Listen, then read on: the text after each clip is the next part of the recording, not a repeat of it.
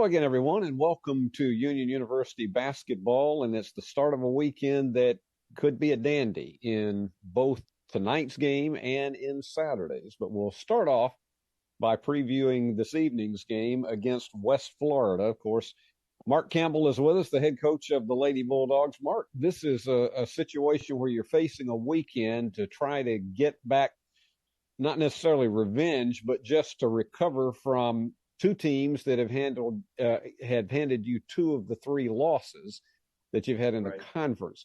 Let's start out with West Florida. What, in the game that you played at their place, what did you take away from that game, and what were the key things that left you on the short end? Yeah, so that weekend we lost two starters, and so we were out without our two guard and our five in that weekend's games, and so we were really struggling offensively. And West Florida they have the best 4 and 5 in our league. That combination is by far the best in our league, and so they got a couple of new transfers at the guard positions that were really good. A really good shooter, a nice point guard, and so we just didn't play very well. We were down 18 going into the fourth quarter. I think we tied it up with about a minute left. Played really hard in the fourth, and very similar to our league game. Got down, came back, and then just didn't make some plays down in the last 10 seconds, 12 seconds. So it was a great chance for us to learn some lessons about playing hard, and I think we're a lot better team right now. Let's take a look at, you had a game a week ago. You've had a week off since the game with Christian Brothers, and here you go. What is it like, and what do you go through when you've got a week off at this time of the season? And you've had a lot of time off between games in certain pockets during the month of January. But what has practice been like for the team during this particular week?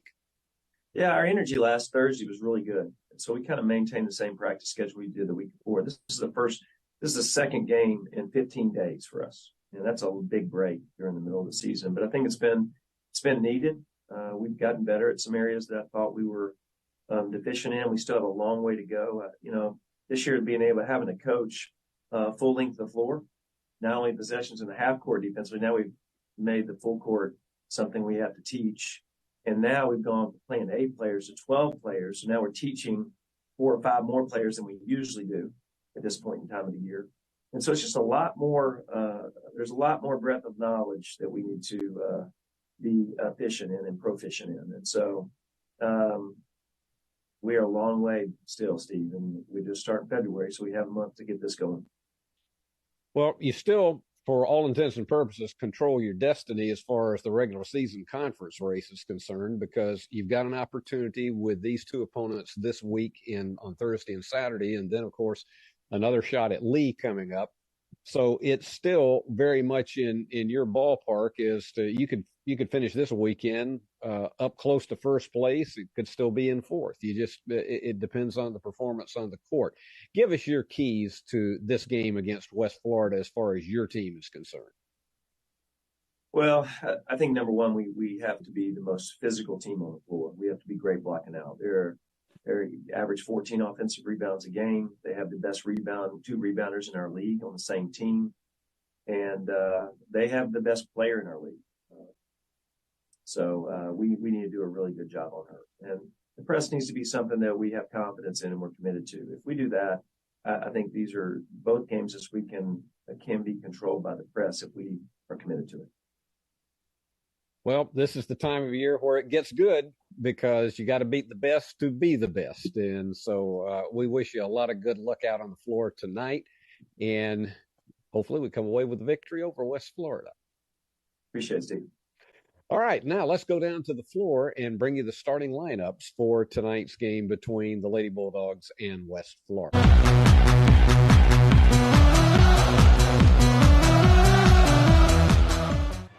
And here are your starting lineups tonight.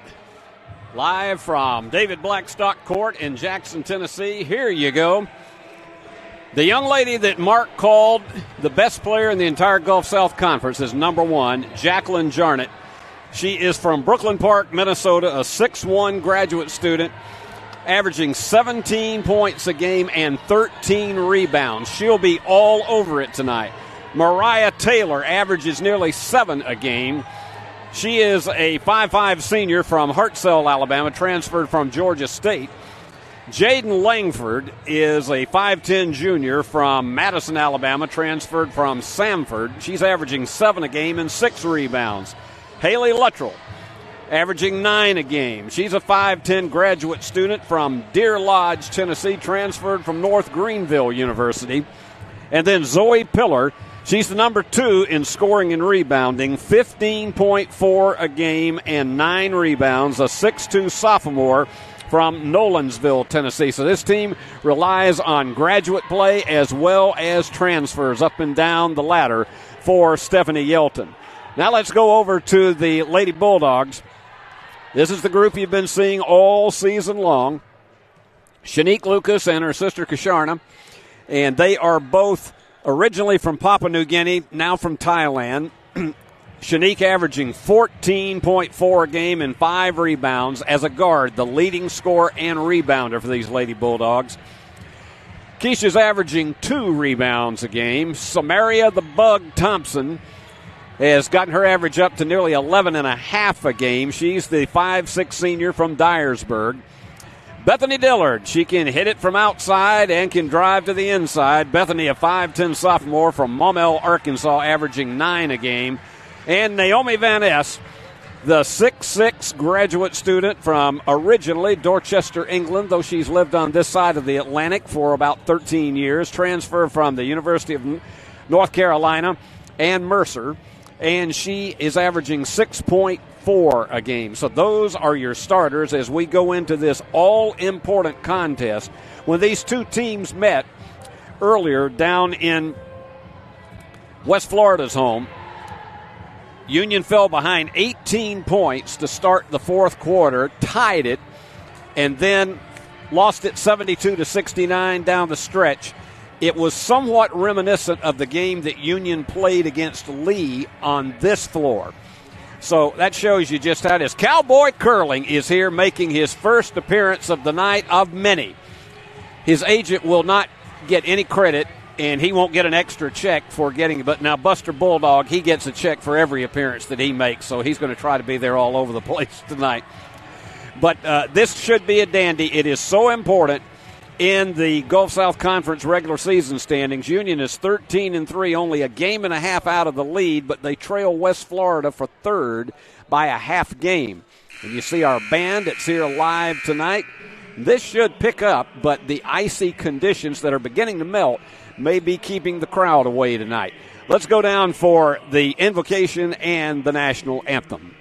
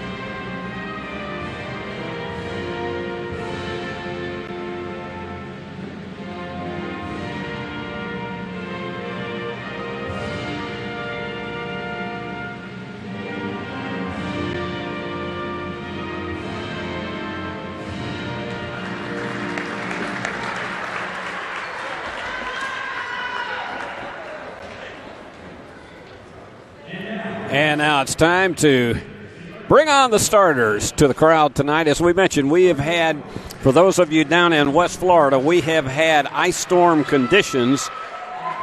Mostly the worst of it has been below us here in our part of West Tennessee, but it may keep the crowd down a bit tonight because there are some portions that still have a little bit of iffy roads. As you see the Argos being introduced, Stephanie Yelton's team, one of the fine units, not only in the Gulf South Conference, but all over. And I got news for you. Jarnett and Pillar are going to be a dilly to deal with tonight for the Lady Bulldogs. They are among the best, not just in this conference, but the entire country. And here comes Shanique Lucas with that traditional touch the bottom of the sneakers. And her sister, Kasharna, about to be right behind her. Here's Samaria Thompson. Bug, who can just do about anything she wants to with the basketball. Bethany Dillard, if she's on from outside, the Lady Bulldogs could have a very strong evening tonight. And Naomi Van Ness, she will be challenged on the inside. Jarnett goes 6'1", and they've got Tori Hunter on the bench. She's a junior. It goes 6'4", and Zoe Pillar 6'2". So you can imagine probably Jarnett and Pillar will be used to double team on Van Ness because many teams have employed that strategy. The live band is out here tonight. Union had at least one day off of classes this week. That was Tuesday, although some met via Zoom, and so they tried to get them back together today. I don't know how that is going to affect any of the student turnout tonight. Right now, it's not looking terribly promising, but maybe they'll dash away over here from the cafeteria. It is Van Ness to jump it against Jarnett. And we are about set to go, and the Lady Bulldogs with the tip. As Mark said, it's important for his team not to get down by double digits early in this contest, as they did down in Florida. But you'll see a strong defensive pressure. As we said, they're going to double team on the inside against Van Ness. So Union's going to have some strong outside shooting. The first one goes astray. And as Mark has also said, they've got to trust the press to work for them. They've been doing it all season long. They do not want to get away from it tonight because that's their bread and butter. Going for the bomb. Nope, a little bit too far right for Jarnett. She can shoot them like a cannon all night long. And it is from outside about 30 feet. The Bug gets the first three of this one to make it a 3-0 game. Here's Pillar. She's a good ball handler for a tall player. And she goes to the inside over Van Ness and nails it. I can hear Mark talking about the press from up here. Lucas, they've scouted her quite well. They'll be double teaming her tonight as well. They go inside to Van Ness. She was off balance. And it's going to go the other way. They're going to charge her with traveling just a little bit of a step before she went forward with the ball. So Keisha coughs it up. Union's got 4 up front, but easily navigating that press, and the jumper is short. Quickly, Pillar over there for those offensive rebounds. This team will crash the glass on you. You cannot be timid about going after rebounds because they'll be all over it on the offensive side of the board. And against Bethany Dillard, the foul is charged. And quickly coming in, Keely Robinson will replace Van Ness.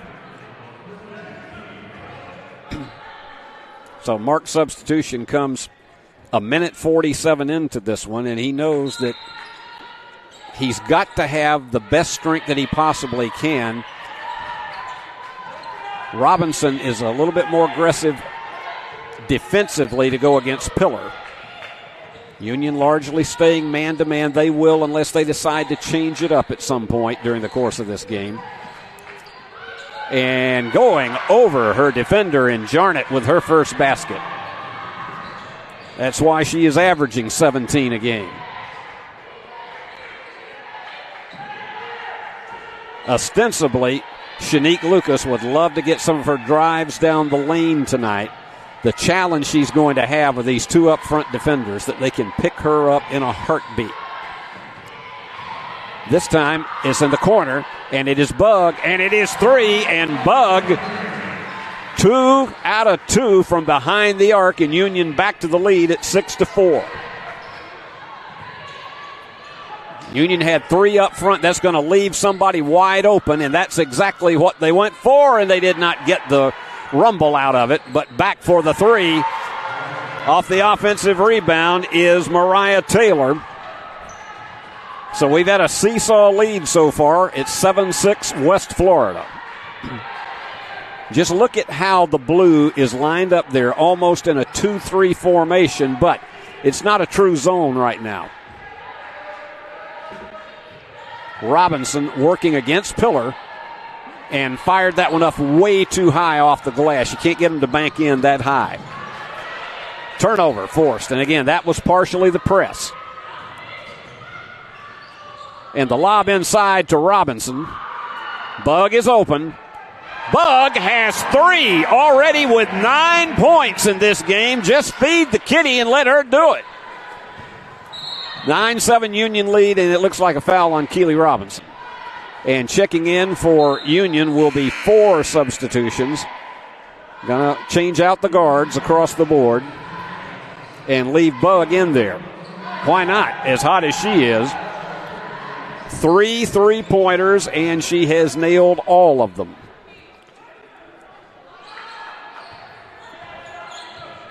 I don't know that I've seen anybody get 9 points that quickly, at least this season. And underneath, not getting the roll on it, is Jarnett. But once again, they are all over the place getting offensive rebounds. This is what keeps them in so many games. And see, Pillar with that extra concentration, and she puts it back through. Pillar is just dynamic underneath. Averaging 9 rebounds a game and 15 points. And open for the 3 again. And that time way off the iron, and the foul. And that one is going to be on Langford. Jaden, the 5'10 junior from Madison, Alabama. She transferred from Samford. So Lady Bulldogs to play it underneath. We've got 5:36 to go in this first quarter. And with this, what ostensibly is a 5-guard lineup, they're going to play a lot around the perimeter, but would like to get Keely Robinson open in the back door. They got to hurry. They're down to 4. This is going to have to go now. High bank does not go. And Jarnett quickly snatches it away. That young lady with 13 rebounds a game against some of the toughest confidence and competition that this conference has to offer. Tried to get one underneath, not there. Lady Bulldogs slow it down. We're under 5 minutes to go in the first quarter. Very, very quickly played. We've only had 3 personal fouls called so far. Lauren West, she finally lets loose. She let loose with one with about 3 head fakes against Pillar and let it fly, and the Lady Bulldogs are doing it from outside tonight. 4 out of 6 from behind the arc. Oh, there you go. Pillar behind everyone.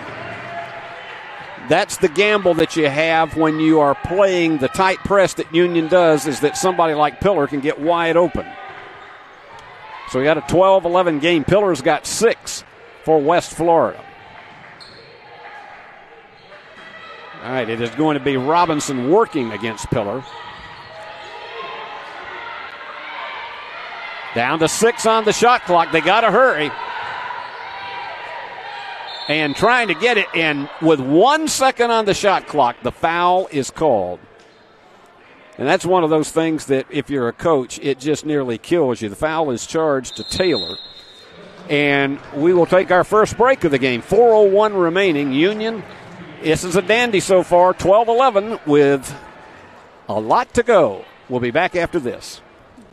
The BallGame Blitz Sports Network by Worthy Road Studios. With over 750,000 views in 2022, we are where you need to advertise. Please subscribe to our Worthy Road Studios YouTube channel and join the other 4,000 subscribers watching local sports, including Union University, USJ, TCA, Jackson Christian, and Peabody. Our multi-camera broadcasts include slow-motion instant replay, on-screen scoreboard and graphics, and professional announcers. Thanks to our sponsors who make it all possible. BallGame Blitz Sports Network by Worthy Road Studios, the premier sports broadcast network in West Tennessee.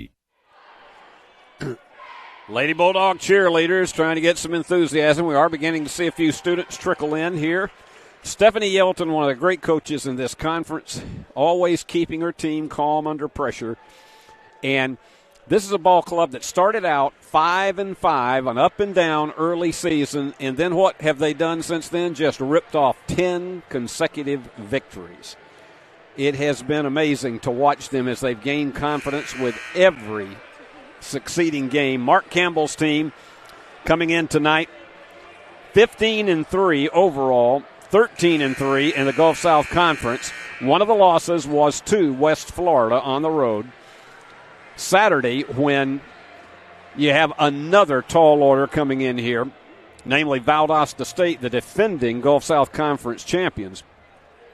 You're going to be facing a team that handed Union another of its 3 losses on the season. So this is a little bit revenge time, but it's not so much revenge as trying to get position for the conference tournament. This is showing you how quickly West Florida picks you up on defense. You may be open for a second. Turn around by West, and she hits it. The line drive goes through to give Union the lead at 14-11. That's the amazing thing about the Argos, is that you may be open, and if you can't let it fly within a second, they're going to be right on top of you. Speed is just incredible by this Argo team. Shelly Morrison checking out of the game, and Kisharna Lucas is back in. And we got 3:38 remaining from Fred DeLay Gymnasium in Jackson, Tennessee. Good to have you aboard right here on UUathletics.com. And on ePlus TV6, ePlusTV6.com. And those of you who are watching us on that app, namely Stream On up in Canada. Almost stolen.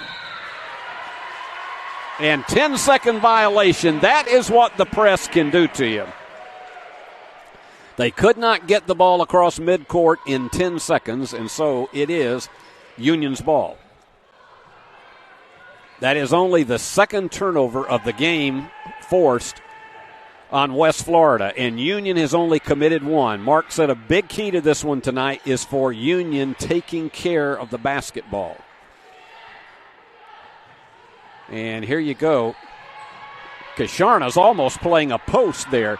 8 seconds to go. Look at that, and it rimmed off to the right. Just a little bit off balance when Shanique tried to take that hook. That was a little bit too high off, but that's what Jarnett does, those offensive rebounds. That is the 5th offensive board in the first quarter alone for this team.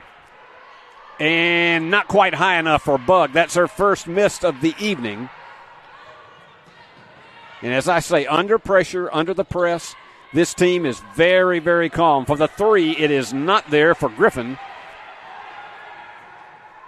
Shanique, one of the best ball handlers, trying to take it all the way down. Doesn't get it to drop, but will be at the line for 2. Shanique, the leading scorer for this Lady Bulldog team. And the foul is charged to Langford. So Shanique, boy, this place got quiet. You'd have thought that somehow that they were expecting. That is a rare miss for Shanique Lucas. She's only missed 3 in the entire season. You would have thought that somebody was in a manhunt and they wanted you to be excessively quiet, but Shanique with the second of 2 to make it a 15-13 game. Lady Bulldogs have led most of it. part of that was started by the opening 3 3-pointers by Bug Thompson. Union again, they finally navigated home. Going for the corner. Quick release on it. And it's short. And going to the deck hard. That was Lauren West. That's your 4th team foul with 2:14 to go. Leah Caldwell will check in. And Van Ness will check back in. So we swing around do-si-do and round your partner. Here we go. All of these substitutions that Mark brings in, and sometimes it's a different lineup of people that haven't necessarily played together that much during the season. West lets it go quickly. Got it. Lauren having herself a fine night. That is 8 for her, but it is Thompson and West with 17 of the 18 points that Union has had. Here is a steal, trying to take it all the way and getting it down coast to coast. Bethany Dillard off the steal. A 20-13 lead, largest of the game for Union, and that one came off the turnover. And that's what they're going to need, is to get it off turnovers. This team does not give away that many. Forced that one and almost lost it. Finally, Van Ness has it, and it's going to go back the other direction because of the slide by Union. Boy, Lauren West was all over it, and she almost slid as if there was butter on the floor. Griffin to toss it in. Boy, she wanted, and she did. That's a 32-footer, and that's way out of the way. And they've got to be more aggressive in going after those things. And that was one of those. Bethany stood there and watched it, and in this situation, it's going back to the ladies in blue. You just have to be very careful, particularly in all of these situations. You have to be extraordinarily careful that you're aggressively going after the ball, not watching it go out of bounds. Langford to toss it in with 1:14 to go. Almost stolen. And Shanique on a quick touch foul. So for Union, that is only the 3rd foul. And checking out is going to be Shanique Lucas. That is her 2nd foul here in the first quarter, and that's something that Union can ill afford to lose, is her presence on the court. But I can tell you, Mark has taken a lot of risks in the past, and there was just nowhere to go. Van Ness broke that one up quickly. And down underneath, the high bank is there for Leah Caldwell. Union by 9 at 22-13. Press is really giving this team a fit. But they leave wide open for a 3, and you knew that was coming for Mariah Taylor. They gambled on that press, and that time Taylor was left way too wide open, and she had plenty of time to navigate the 3. And one thing Mark says, we can't afford to have mistakes down the stretch, especially if we have a lead. Quick release again, and the 3 is there. They are burning them like an inferno tonight. Bethany Dillard with 5, and Union back to the 9-point lead. Almost stolen. Down to 10. So they're going to have to play it for the last one. Defense critical for the Lady Bulldogs. Nobody is open. They go for the bomb, and it's off to the left. And the rebound to Bug as time expires. And the Lady Bulldogs with a strong first quarter performance, shooting 60% from the field and leading 25-16. Let's take a break, and we'll be back right after we pause for the cause. We realize you have a busy lifestyle, and at the Bank of Jackson, we're here to help you fulfill all of your financial needs, personal and business loans, mortgages, online banking and bill pay, and so much more. Serving the Jackson area for 25 years. The Bank of Jackson, your down-home community bank. You belong here. Member FDIC, Equal Housing Lender. Thank the Bank of Jackson as we see the Union Pep Band getting everybody energized. Hey, hey, baby. Here we go. I want to know if you'll be my girl. Swinging medallions going back to 1967 off your pop charts. That first quarter was precision for the Lady Bulldogs, as you haven't seen a lot of times in a first quarter this season.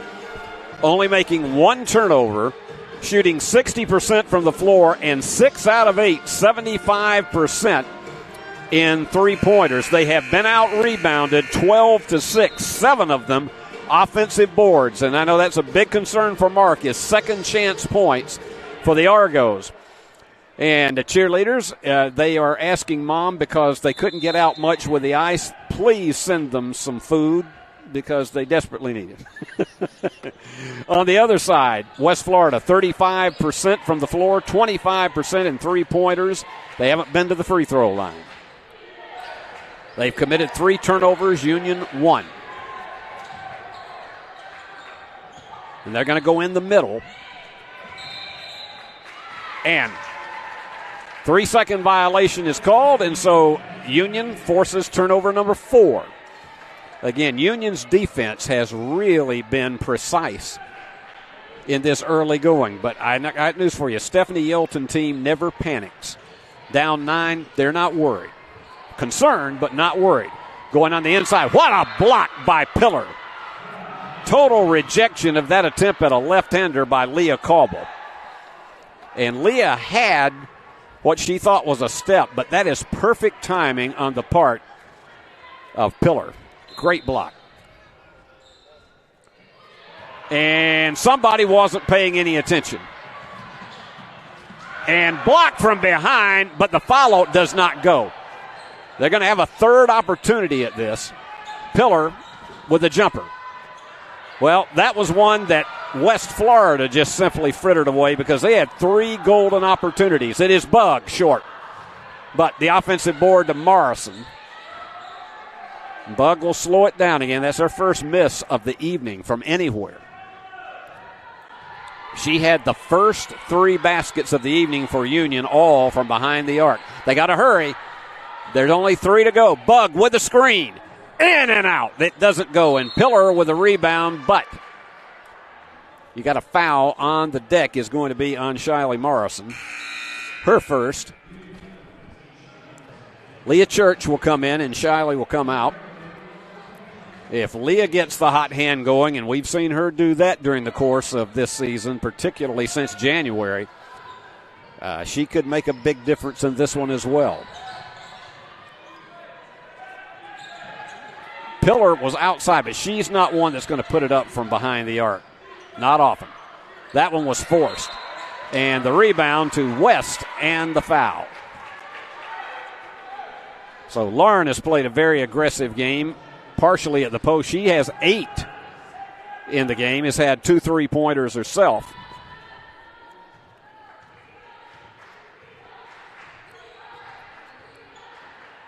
So Bug slows it down. Robinson in at the post, going against Pillar. And off the screen. Yes, ma'am! Leah Church. Union by 12 at 28-16. And the press is again intense. And another mistake sends it back in the other direction. Lady Bulldogs with an early 4-possession lead here in the second quarter. And checking in is going to be Shania Johnson. She's a 5'10 senior from Munford, Tennessee, and transferred from New Mexico Highlands. All right, let's see how Bug's going to try to do this one. It won't be like it was the last time when they stood there and watched that lob pass go away to a turnover. Shanique underneath. Reverse layup. Shanique Lucas. 30-16, and Union so far has picked up 7 points off turnovers. Now remember, at their place, this West Florida team got out to an 18-point lead. Union rallied but lost by 3. Fall away. Left-hander does not go. Rebound to Church. She's being challenged. And Bug will slow it down. Open for the three. Yeah, no, it rimmed out. I tell you, Pillar is just amazing on the board. She already has 6. Somebody's going to be open down here. Union Shanique quickly back down to pick it up. They almost gave up a good look at a 3. Watch the movement of these players. Always looking for that screen, but they're very aggressive. They go to the inside, and the left-hander is short. Luttrell had a good look at it, but it wouldn't fall. Shooting down to 28% for West Florida. Highly uncharacteristic for this team that shoots 42% on the season. Lady Bulldogs averaging 46%. Down to 10 on the shot clock. We got 6:30 to go. Lauren West. No. Just off the back of the iron that was unkind. And trying to grab for it. And it looks like it's Keely Robinson will be committing her. I'm trying to look at my boards here. Keely with her first foul of the contest. Union with 2 fouls in this quarter. And we've got all kinds of people coming in from about 3 neighboring counties for both teams.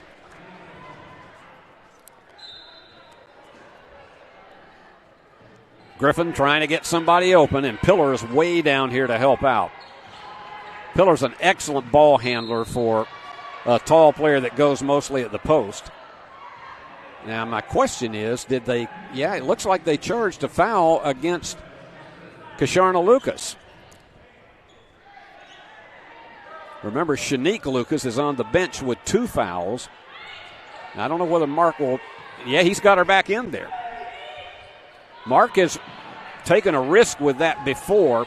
I can remember back in the years of Amy Philemley Flores where sometimes she'd have 4 fouls late in the game, or maybe even halfway through the second half, but he would continue to have her in there, and that's going to be a reach-in. 3-second violation. It looked like it might be a reach-in on Naomi Van Ness, but the official said 3 seconds. That is the second of those that we've seen tonight against the Argos. Scoring has somewhat become suspended for a while. Inside to Van Ness, underneath, gets it. She had about a 4-inch height advantage and managed to lob it through. So Naomi with her first basket. Press is giving all kinds of problems to the Argos. Here's that speed that makes a big difference, but it went off her knee. And she stepped on the line, unfortunately for Johnson. Did not realize how far back she was, and Stephanie Yelton says, we got to call timeout and have a conference. 5:28 to go. Lady Bulldogs dominating 32-16. Back right after we scoot for the loot. Championship DNA. That's what you find at Jones Chevrolet at Three-Way. A full line of new Chevrolets plus West Tennessee's largest used car inventory. State-of-the-art service work and pre-approved auto loans online at JonesChevroletHumboldt.com. Shop with a winner. Jones Chevrolet at Three-Way. The most important benefit when you buy from Jones Chevrolet at Three-Way? Peace of mind. Jones Chevrolet's warranty forever comes with every qualifying new and pre-owned vehicle. Powertrain coverage for as long as you own your vehicle. Find out more at Jones Chevrolet in Three-Way. There they go with that pyramid. And they do such a tremendous job. Those ladies work so many hours to prepare their routines. Mark Campbell, I haven't seen sermonettes from him tonight because he has to be extraordinarily pleased. Stephanie Yelton, this is a complete contrast to what happened down in their neck of the woods earlier this season, where they basically controlled the entire game until we got late in the contest when Union made a furious rally. Lady Bulldogs look very relaxed tonight. Up 32-16. They've only committed 2 turnovers, which may be a record for the first half this season. Kasharna's getting ready to toss it in. And in between games tonight, we're going to be hearing from Shanique Lucas.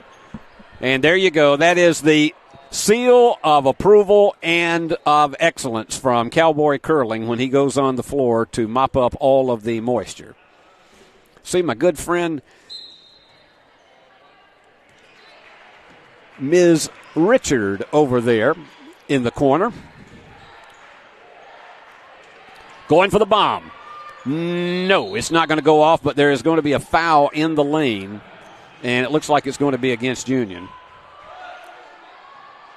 So Lady Bulldogs frittered away an opportunity off the turnover, but they picked up 9 points off the mistakes of the Argos so far tonight. Marjorie Richard is one of the stalwart Union University basketball fans. Her husband, Don, the longtime scorer for this team. And there you go. That is what she is known for. Pillar, who just uses her physical advantage on the inside, and nobody was going to stop her. She just has a look of determination on her face. Jumper.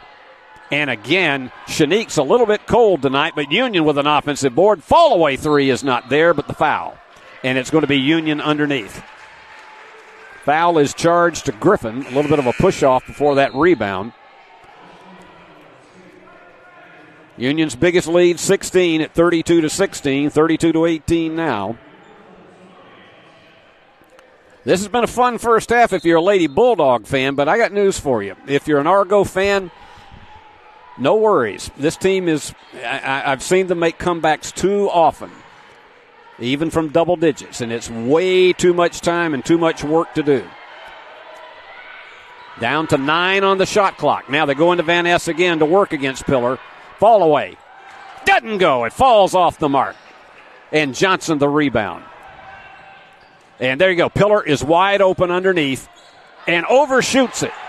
And that was Van Ness who just simply hurried her. And that was that height advantage. Kasharna's in all kinds of trouble. Dillard for the bomb. Yes! Bethany Dillard, her second three. Lady Bulldogs up 17 now. Union shooting 8 out of 16 from behind the arc for 50%. Mark said, trust the press, and we need to be on with our long-distance shooting game tonight. So far, they are. Trying for the answer shot. No. Yes. Getting just Taylor with just an absolute, just a curl back into the basket at the end to close it back to 14 at 35-21. Bug and Dillard playing keep away here for a bit. Down to 10 on the shot clock. Dillard again. Dillard again! Indeed, an exclamation point. She needs indeed. Indeed she did. Down to 3 minutes to go. Lady Bulldogs by 17. It goes off of the foot of Shania Johnson. Turnover number 8 for the Argos, and Union has picked up 9 points off of their mistakes. Only 32% from the floor for West Florida, and making some uncharacteristic mistakes in this first half. It'll be interesting to see what kind of adjustments Stephanie may try to make as we get down to the second half of play. 2:45 to go. It is hard to get travel in the paint. And that's going to be a turnover, Lady Bulldogs. Their third of this first half.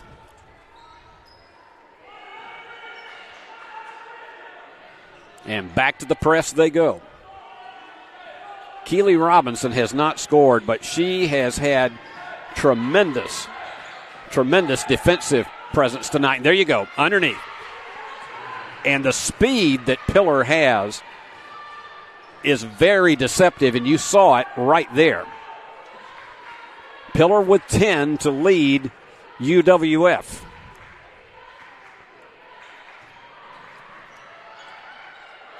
And they're going to work the perimeter once again. Open for the three. Yes! Just did stay in the lid, and Shiley Morrison with her first three, and that means that 9 Lady Bulldogs have scored in the game. Back to the 18-point margin. They thought about it. It's going to be on an inside shot, and it bangs off the back of the iron. Bug on the bicycle. And the screen is there. And the three is there once again for Shiley Morrison. They are raining threes like the ice came out of the trees earlier tonight. Lady Bulldogs up 44-23, back after we go scoot for the loot. Are you looking for a Christian college or starting the college search process? I want to take a second to tell you about my school, Union University in Jackson, Tennessee. Union is a private 4-year university known for its rigorous academics, Christ-centered community, and the success of its graduates. My favorite part about Union is the faculty. The professors here are so intentional about helping students grow not only academically, but also spiritually. You should check out Union for yourself. Come for a visit. I know you'll love it. At Union University, you'll be transformed. And they're going to the sounds of Sweet Caroline, a little bit faster tempo. Sweet Caroline, womp bump bum, good times never seem so good. Well, if you're a Lady Bulldog fan, they may never have seemed so good as they have tonight here in the first half, up 44-23 over one of the elite teams in the Gulf South Conference. They've held Jacqueline Jarnett to 4 points in the first half. And she's the player that Mark Campbell says is the best in the entire conference. Here we go. It's a steal. And down the stretch she goes for the layup. Shanique Lucas with 5 now, 46-23. Can you believe it? Pillar working against Robinson. That hook goes through. They've had to depend on Pillar tonight. Had she not delivered, it would have been a worse blowout than what we're seeing. Under a minute to go. It's been the best first half of basketball I've seen the Lady Bulldogs play all season. Oh, too high. Keeley was just simply a little bit out of range and tried that pass, lobbed it way too high, and so the Lady Bulldogs with their 4th turnover. And that's one thing Mark says, you get down to the final minute. You don't want to start seeing yourself make mistakes that even if it closes it down to only 19 points, it's still one that you needed back. 18 on the shot clock. Pillar.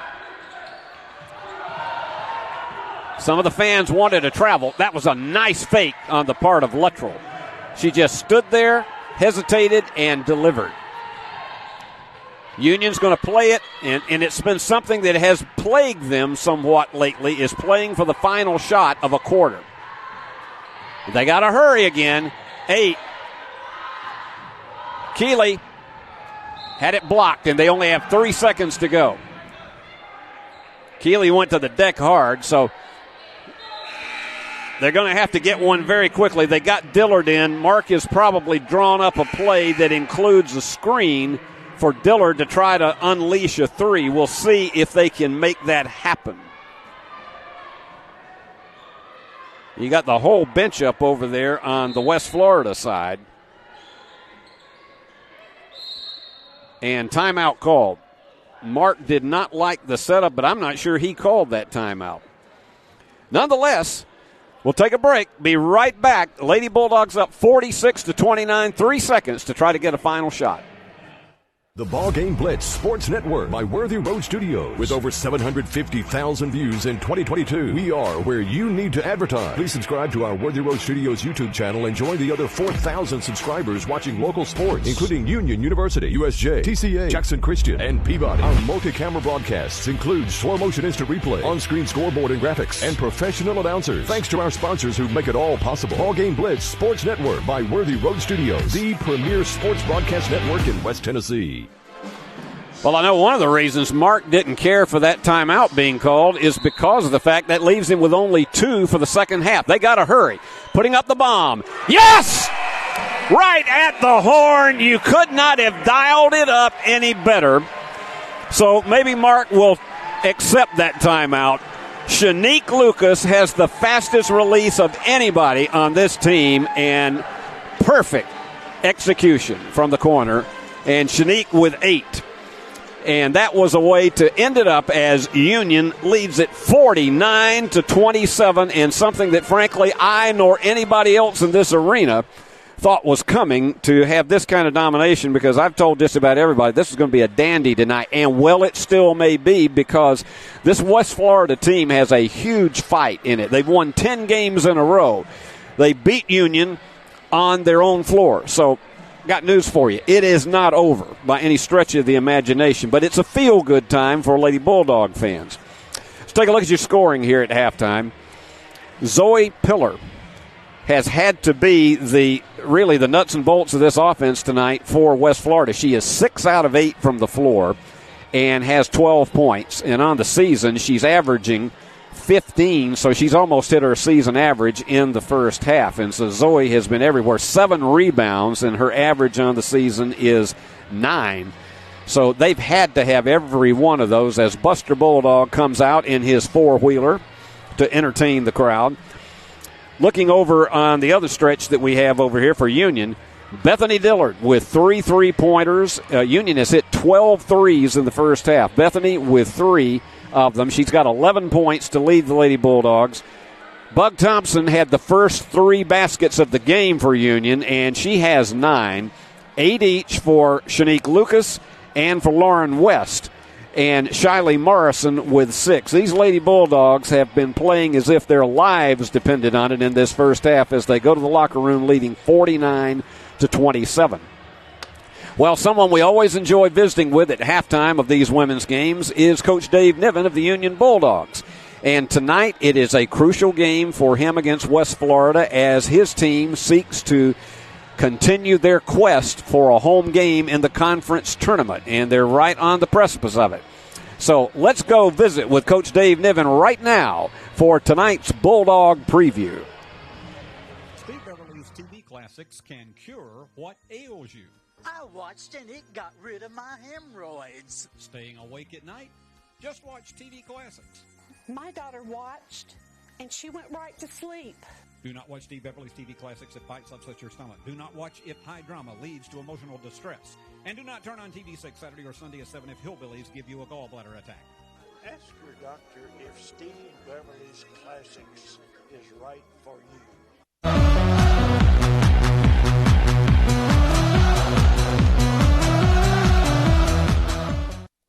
Hello again, everyone, and welcome again to our halftime preview of Union University men's basketball. The Bulldogs will be taking on West Florida 27 minutes after the conclusion of tonight's women's game. And, this is one of those things that I don't know who came up with the 27-minute thing, but it gives us a little bit more time to converse on this. Dave Niven is with me, the head coach of the Union Bulldogs, to give us a preview of tonight's game. Dave, before we go there, let's talk a bit about a week ago. Again, you had another week off since we were last together, and a good win over Christian Brothers. What has practice been like in these days since that one? Pretty normal week. Gave them the weekend off. Came back and really put an emphasis on really playing with more of a purpose offensively. We weren't good offensively in that game. Looked like we had been off for a week. There wasn't much flow to what we were doing. It took us a while to get in rhythm and never really got to where we were making shots consistently. And so, here we are with another week off. West Florida's coming off, I think 8 days off. So, I don't know. I mean, we would love to think, hey, we're going to come out and really be clicking. There could be some moments of frustration offensively, just trying to get the ball moving and get back into a rhythm. I think that is a big part of the offensive side of things is having a rhythm and momentum and sometimes it takes some time to get that going. But hopefully we'll have a little bit faster start on tomorrow night than we did last week. Dave, elaborate on that, if you will, because I know in watching over the years, just various styles and some teams that play up tempo, some that are like the Tony Bennett style where you drag it out and then look for the open shot and the good shot. So many contrasting styles. But if you examine all of that, it's like playing a piano or any kind of musical instrument. There is a rhythm and tempo where it's beginning to click. How do you really get the feel of that rhythm and tempo as a player, and then you observing it as a coach? I think for the most part, it's decision making by your players. Just trusting their teammates, trusting how we play. That moving the basketball, getting rid of it is going to more often than not, it'll come back to you. The right players end up, for the most part, getting the shots.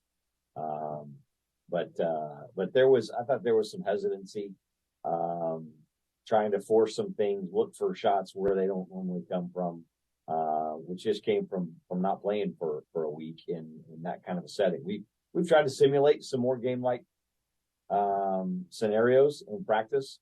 Not as much half-court offense in practice, but really doing more out of full court the way it is in a game. So hopefully that'll bring out some benefits. But I think the biggest thing is just an idea of decision making and trust of players that sometimes you lose a little bit of that when you're not playing and you're not in that rhythm. Let's look at West Florida. You've had a round with them before. We're going through the conference for the second time now. What is their real strength, and what are the kind of things that you're going to find the most challenging from them on the floor later tonight? I think they've got some guys. I know Sofield was a preseason all conference guy. He's now their second or third leading scorer. So they've got some players that have stepped up and are playing well. They've won 4 straight. So they're the hottest team in our league right now. Just had a really good win over West Georgia last week. One of the things that they like to do is they'll change defenses quite a bit. Sometimes they'll be in a zone when they make a shot, and then when they miss, they're back in a man. And so you've got to have some understanding and guys understanding where we go to get shots, and that no matter what it is, whether it's man or zone, we want to move the ball, we want to get it inside, play from the inside out, and sometimes teams that switch defenses can cause you to be a little stagnant and make you stand around a little bit. And so we want to be able to attack and really be in that kind of a mentality, that kind of mindset, no matter what defense they come out in. When you get down the stretch run of a conference race, we're in February now, and we've only got a few weeks left before we get to the conference tournament. What are the key things that you look for as a coach that will make you feel as if this team is ready for that stretch run leading up to tournament, where every coach says we want to be able to gel in February? I think for us, we talked about it this week. We haven't really had a stretch this season where we felt like we were playing our best basketball. So I've had teams that played their best basketball in January. And I don't think that's what January looked like for us. So we're really putting an emphasis on keeping your head down and trying to avoid distractions. There will be plenty of distractions coming our way this month, whether it's certain opponents, whether it's going on the road for four of our games. You've got senior night coming up at one point in the season. You've got region rankings will be coming out. We talked about all of that this week, just the idea of keeping your head down, one step at a time. And for us, this next step is West Florida. It'll take our entire team to accomplish that step. Nobody's going to be able to do it by themselves. It's a big step, and we're going to need each other's help. And you can't look ahead. You can't look to take 2 or 3 steps at a time. You can't skip steps. It's really this one. This one's a big one for us. It's a big game for us. We need to play well on our home court, and so that's really been the mentality and the message to our guys this week. As our final step on this journey, let's talk about that being on the home court here. What are the real keys, particularly getting a West Florida in on course on Saturday, Valdosta State? what are the real keys for your team's performance in tonight's game? Oh, I think defensively for us, the emphasis this week's been rebounding. Our first shot defense is usually really, really good. We hold teams to a really low number shooting percentage wise on their first shot. The weakness of our defense has been we've been giving up too many second chance opportunities, and so that's the emphasis there. To be really physical on the glass. Then for us offensively is taking care of the basketball, just really valuing each possession. We've made some bad passes in our last few games. And so we've got to pass the ball better. We've got to be smarter with our passes. We've got to take care of it. And you know, that's those to me are the two keys for us coming into this game, and probably will be the message to our guys for the next several. Well, we are going to keep Dave with us for halftime of the men's game because we want to get into a couple more things as we get down the stretch, and also look at some things that can help you folks at home to understand the game a bit better. So, Dave, we'll see you again at halftime, but we want to wish you a lot of great luck tonight on the floor, and we'll see you down there about a half hour after this women's game is over. All right. Thanks, Steve. And let's go back down to the floor as we bring you our halftime statistics for the Lady Bulldogs against West Florida.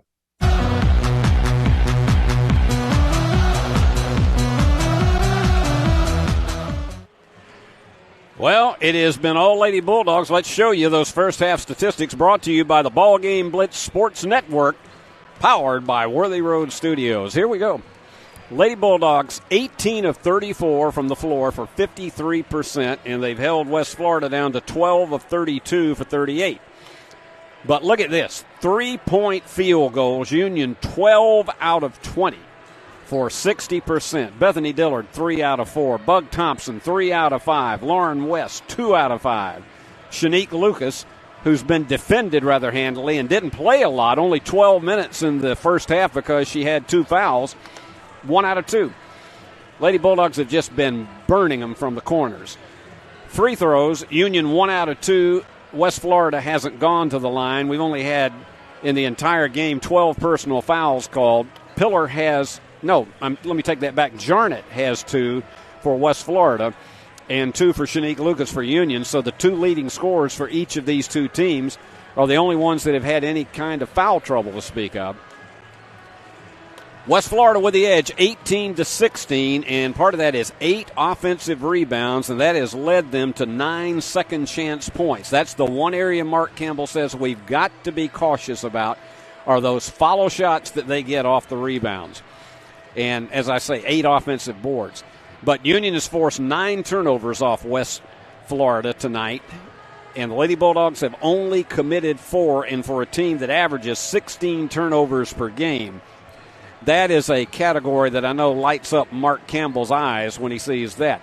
Union has made 11 points off of West Florida's turnovers to 6 in the other category. So it has been a dominant performance except in the rebounding category for the Lady Bulldogs. And that is everything because of Pillar. Zoe Pillar is just so dominant. She's a 55% shooter from the floor, and tonight she's shooting over and above that, 6 out of 8 for 75%. So those are your halftime statistics brought to you by BallGame Blitz Sports Network for the finest in college and high school basketball action all throughout West Tennessee. It is the BallGame Blitz Sports Network. And I'll be back on the call tomorrow night for University School of Jackson basketball. They've been fun to watch this year. And tonight, it is a Lady Bulldog team up 49-27, and as we mentioned, they lost it by 3 when they were down in Pensacola to take on the Argos. But tonight, it has been a buzzsaw that Stephanie Yelton has faced. She was over talking to Union's assistant, Sean Blackburn, just before the teams left the floor, and it was almost as if she was saying, where were you when you were down in Florida? What happened since then? Lady Bulldogs also get first possession. So Kisharna will toss it in to Bug to get us going here in the third quarter. And this is the quarter that if you are West Florida, you've got to make your move now, not wait till the fourth. Not down 22. You have got to start making a move in this quarter. So it'll be interesting to see if there are any kind of adjustments made. 15 on the shot clock on this opening possession. And they go inside to Van Essen, wide open for a three. No. But the follow is there for Kisharna Lucas for her first basket. So Union with a second chance opportunity. Biggest lead and knocked away by Bug. Biggest lead of the game for Union at 51-27. As we mentioned, coming into this game tonight, the Argos were 14-3 in the conference, Union 13-3, so the Lady Bulldogs could move back into third, possibly even second place after tonight's game. And trying to take it back to the corner for the three, and it is there. Luttrell connects. This is a 30% three-point shooting team, so this is not their strong suit from the outside. From the corner, no. The iron was not kind, and it's tipped away. Jarnett went after it and was off her fingertips. So Union will play it. The key thing, I know that Mark probably has told them, we can't take our foot off the pedal just because we are up at halftime by 22. Inside to Van Ness, working one-on-one against Pillar, and that one was totally disorganized. She was just way too tentative whether to dish that off, so Keely Robinson's going to check back in. 8:40 to go. That was one of those that probably would have been better if Van Ness had just gone in, worked one-on-one, and delivered it. So Ney comes out and Robinson in. Robinson has been excellent on defense in this first half. Now second half. But again, if you're Union, you don't want to see this team suddenly start getting points in spurts. And underneath and the foul. Robinson is charged, and it's a three-point play. And, folks, I got news for you. I told you at halftime, this West Florida team is capable of scoring in bunches. And already they're out to a 5-2 edge to start this quarter. And Pillar easily delivers. She's only a 62% shooter, but you come to Union, you expect them to shoot way above their, and that one was just way too much. And Mark did not like the way his team was aligned. And Union was very, very fortunate to get the call on that one as Cowboy comes out to make his first real on-camera appearance tonight on the floor. So Union dodges one on that play with 17 on the shot clock. Bug with that weave. Now she's down to 10. Strong man-to-man defense. Shanique's going to have to let fly here shortly. Stop and pop short. And this is going to be a foot race that I don't think Union's going to win. Fall away. Bank shot is there. Luttrell with 7. They've closed it to within 16 in less than 2 minutes. And again, knocked away. Union committing its 6th turnover. Here comes West Florida, overshooting it. And it looks as though a foul is being called, but I can't tell. It's going to go back to Union, and they are going to charge that one. Is it Jarnett committing her 3rd foul? I couldn't tell if he held up one finger. Well, perhaps not. Anyway, yep, Jarnett is going to come out of the game, and that appears to be her 3rd foul. That is something that Stephanie Yilton can ill afford. They're going to have to put a lot of the pressure, as it has been already, on Pillar. Well, let's see how they play it.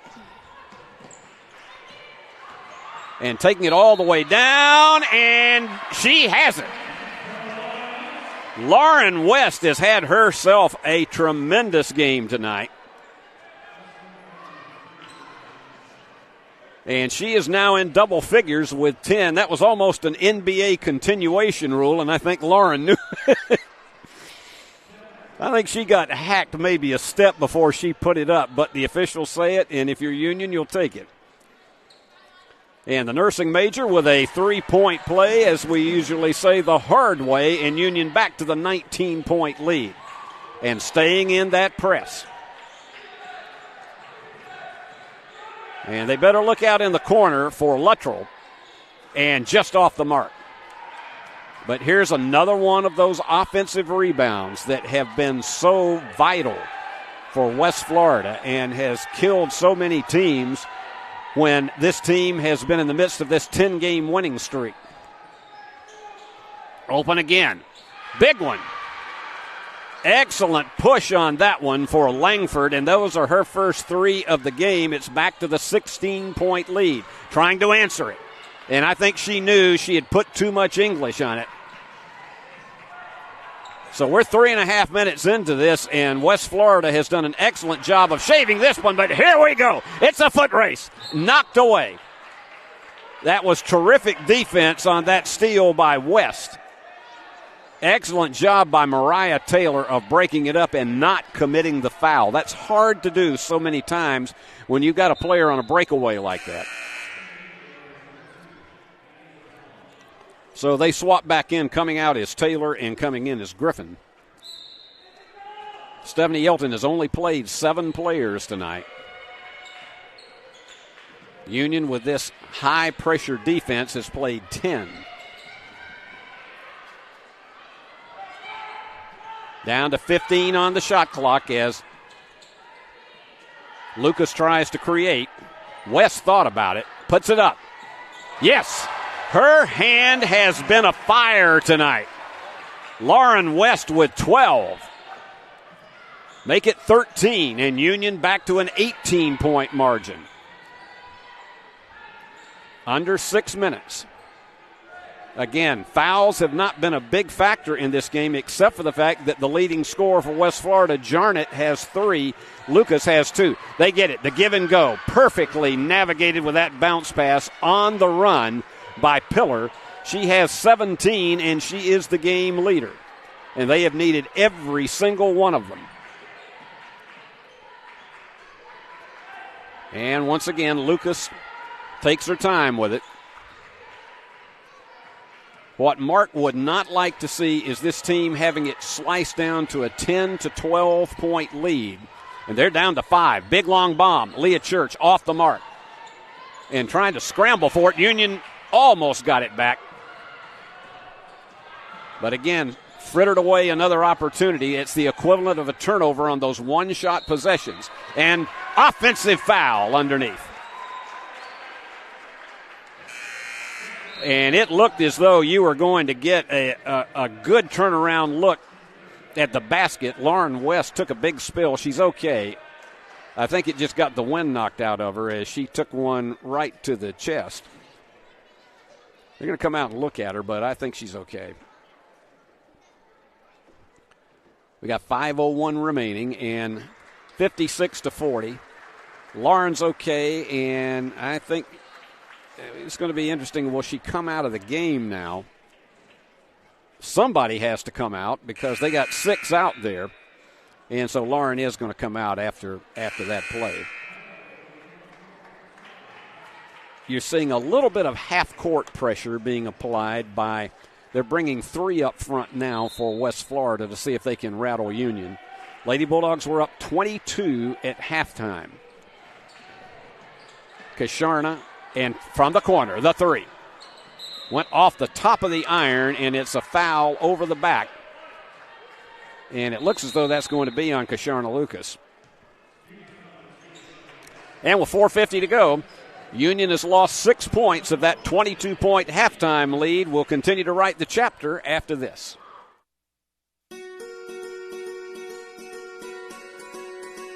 Buying a home is a major milestone, and at the Bank of Jackson, we want to help you achieve it. Our mortgage specialists can assist you with conventional, VA, FHA, or construction loans, as well as USDA and THDA development loans. Serving the Jackson area for 25 years. The Bank of Jackson, your down-home community bank. You belong here. Member FDIC, Equal Housing Lender. Well, back we are, and Mark Campbell trying to keep his team settled as much as possible. On the scoreboard at 56-40 as Buster starts attempting to lead some kind of dance he's trying to create himself. I'm not sure that the kids are going to pick up on that, but he's being the Pied Piper tonight with all the kids. At 56-40, West Florida has made a couple of adjustments that seem to have made a big, big difference, but they have literally shaved some points off this lead without having their leading scorer, Jacqueline Jarnett, in for a good portion of this third quarter after she committed her third foul. Now, right now, they are giving Pillar a little bit of a rest. That's not going to last long, I can assure you. But they have a chance to cut it down to 13, and that would be a huge mark after they thought about going for the bomb. They thought about a home run pass down the floor, but Union picked it up very quickly, and that's on Keely Robinson. And Keely commits her third, so she is the first Union player in serious foul trouble, and that is going to send Maddie Griffin to the line. She comes from Texas. She is a transfer from Furman University in Greenville, South Carolina. Gets the second of the two. So it's been closed down to 15. Union spreads them out once again. Bug was red hot at the beginning and in the first quarter, and her shooting has cooled off a bit. Shiley Morrison with a couple of, almost lost it. Union will have 12 on the shot clock. Shiley was trying to make a move there, but just could not penetrate that defense in the paint. Bug is saying, come on, get open. She's the kind that will rattle their cages if she has to. They got to hurry with 6. Bug cannot find somebody open. Quick release by Morrison. No, too much. Nope, 30-second violation. Nope. Keely, it doesn't go. It did not strike the iron, although I think the officials are going to come take a look at it. From our vantage point, it did not strike the iron. And they're going to get Shanique back into the game very quickly. They are going to come over and take a look. From our vantage point, it looked like that the three-point shot did not strike the iron, and it has to hit the iron. It's not just touching the backboard. It must be in the red cylinder or touch any part of it. And it did not appear that it did that. Mark was arguing that it should have been a putback basket for Keely Robinson, but we'll go against the coach in this one. I believe when they come back away from this, they're going to say no basket Union and go back in the other direction. 30-second shot violation. And Union looks as though it has lost a bit of its edge here in the third quarter. And we told you that this is where the West Florida team had to make a move. And they've still got 4:10 to go. When you're down 22 at halftime, you cannot wait until that fourth quarter. The officials are still looking at it as the land of 1,000 dances begins to strike up, and they're still looking at it on replay down here below us to try to determine. Union up 56-41 after being up by 22 at halftime. And the conversation continues. This is taking longer than the Paris peace talks to determine this one. And those were held more than 50 years ago. This has really given both of these teams an opportunity at a timeout. Now, the officials are going to come back and have a discussion, and I think he's saying no basket. From our vantage point, it looked like that the ball went up but did not strike iron. So I think he's saying no basket. He's going to come over and explain it to Mark Campbell.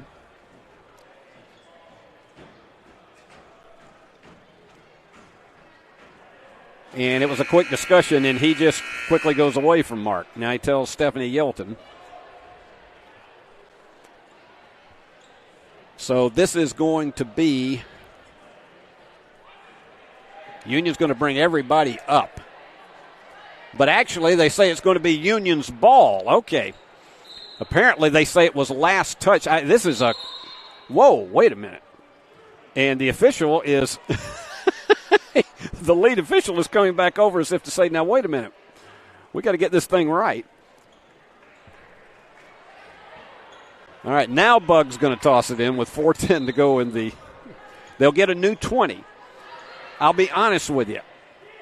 I thought it was going to go in the other direction because I thought it was going to be a 30-second clock violation. Shanique. No. But they get it quickly. Keeley is back over there for the offensive board. And Bug raises it up high and draws the foul. She knew the defender was coming on to her, and she gets 2. Now, Bug's free throw percentage was in the low 60s for a while, but she's raised it up to 71%. Charlie Morrison will check out of the game, so Bug can have an opportunity with the clock stop to give the Lady Bulldogs a bit of help here, and nails it.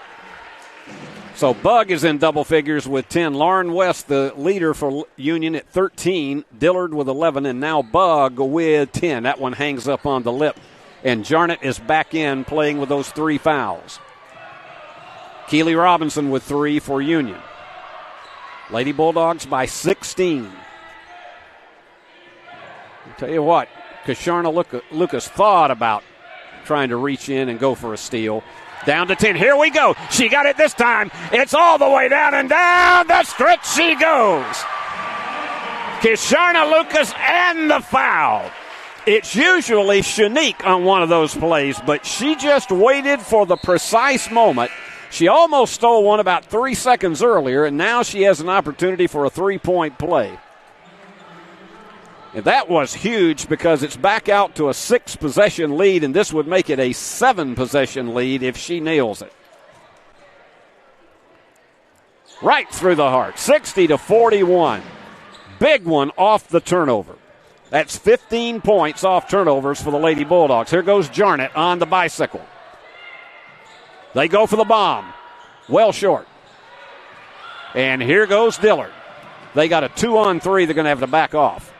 Way off in the corner. Inside to Van Ness. Is she going to do it herself? Yes!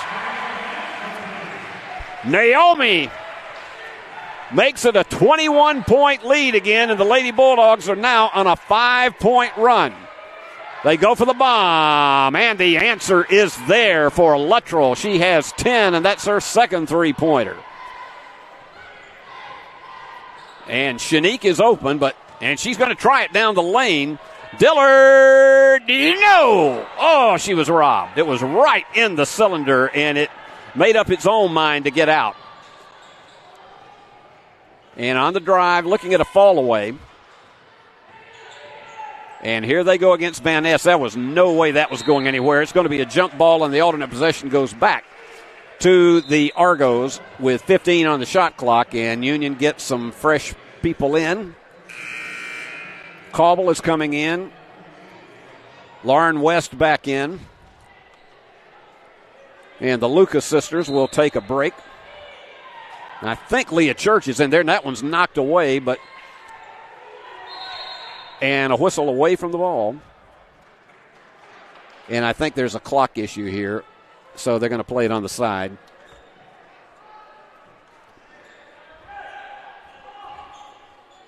So Union's 22-point halftime lead down to 18, but they have done a good job of protecting it in the last 2 minutes. And here you go. Oh, almost lost it back, but Lauren picks it up. That's the third steal of the night for Lauren West. And Union will slow it up as we approach the 2-minute mark.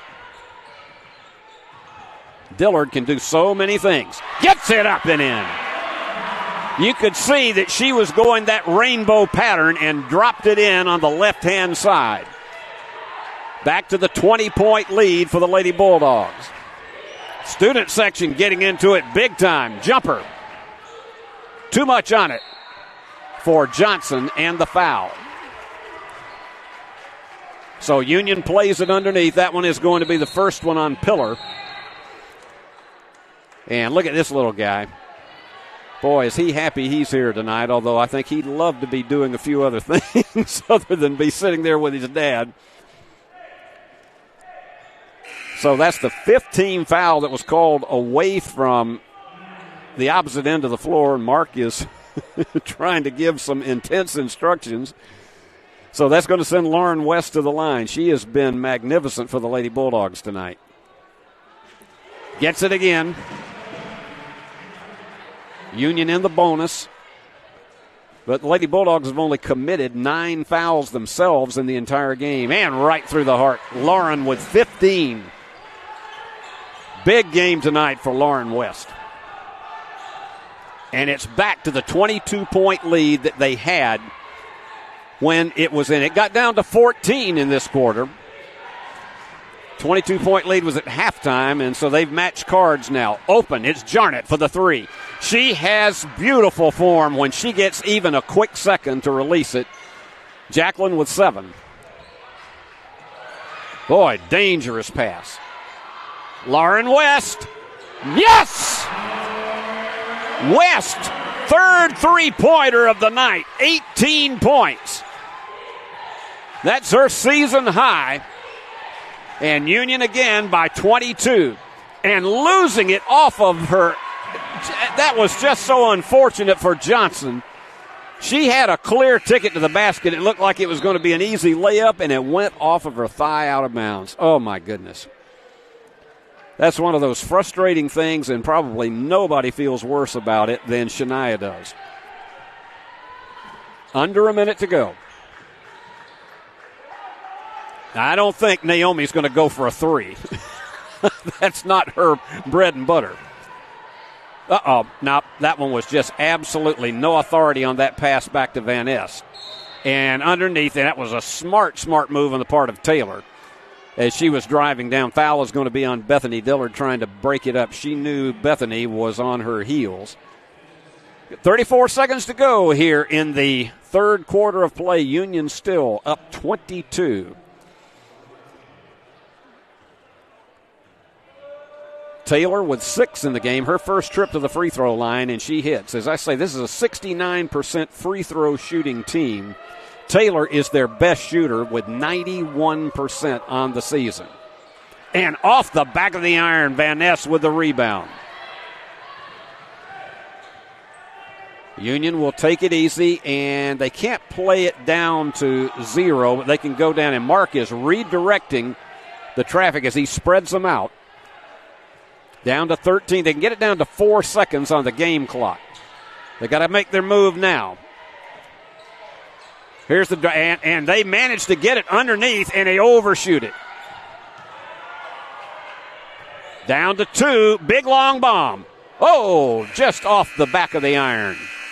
Almost went for a big 3 that might have erupted this place. But the Lady Bulldogs did a solid job after the leads frittered down to 14 of protecting the lead, and up 69-48 as we go into the final 10 minutes.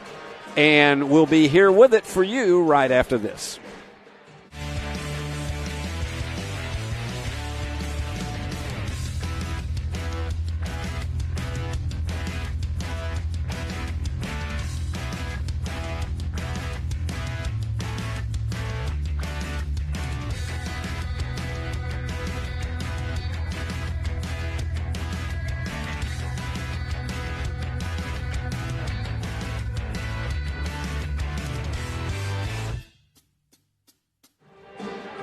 Mark Campbell has said many times that you can tell the character of a team when you get a big lead against a solid opponent, and that solid opponent makes a run at you. And that 22-point lead had been cut by 8 relatively quickly by West Florida, and then Union began to find the range once again. And Mark has had the right combination of players in here. Lauren West with 18 points tonight. She's 6 of 10 from the floor. Had a couple of rebounds, a couple of steals, actually 3 steals and an assist. And she is the game's leader with 18. The one thing the Lady Bulldogs did a solid job of in that period was to hold down Zoe Pillar, because she had all 7. And there you go. That's our food crew that we love them all. They're fantastic, and Mom, send them some food too. They're not supposed to eat any out of the concession stands. Lady Bulldogs with the first opportunity here in the fourth quarter, holding on to this 21-point lead. And they have pretty well dominated since halfway through the first quarter. Dillard, a huge 3 for Bethany Dillard with 16 now. That is her 4th three-pointer. Biggest lead for the Lady Bulldogs now at 24, and they're double-teaming the ball. Quickly picking up what looked like an open shot in the corner for Luttrell. 15 on the shot clock. And it is Jarnett. Put up a hook off balance. That's why she is Jacqueline Jarnett. That gives her 9, but she's played a lot of this game on the bench with 3 fouls, particularly in the third quarter. But they've got to go with her all the way now. And Lucas thought about it underneath. Kisharna was just a little too tentative, but now it's Shanique. Oh, she had it to rim out. And underneath, Pillar overshoots it, and she was so frustrated with herself on that one. She put it up a little bit too hard, and here goes Shanique. That curl, and it falls through. Shanique with 10 now, and Union has 4 in double figures. Here goes Jarnett. She's on the run, working one-on-one. Overshoots it, but Pillar with the follow, and it doesn't drop. And the rebound off to Kisharna.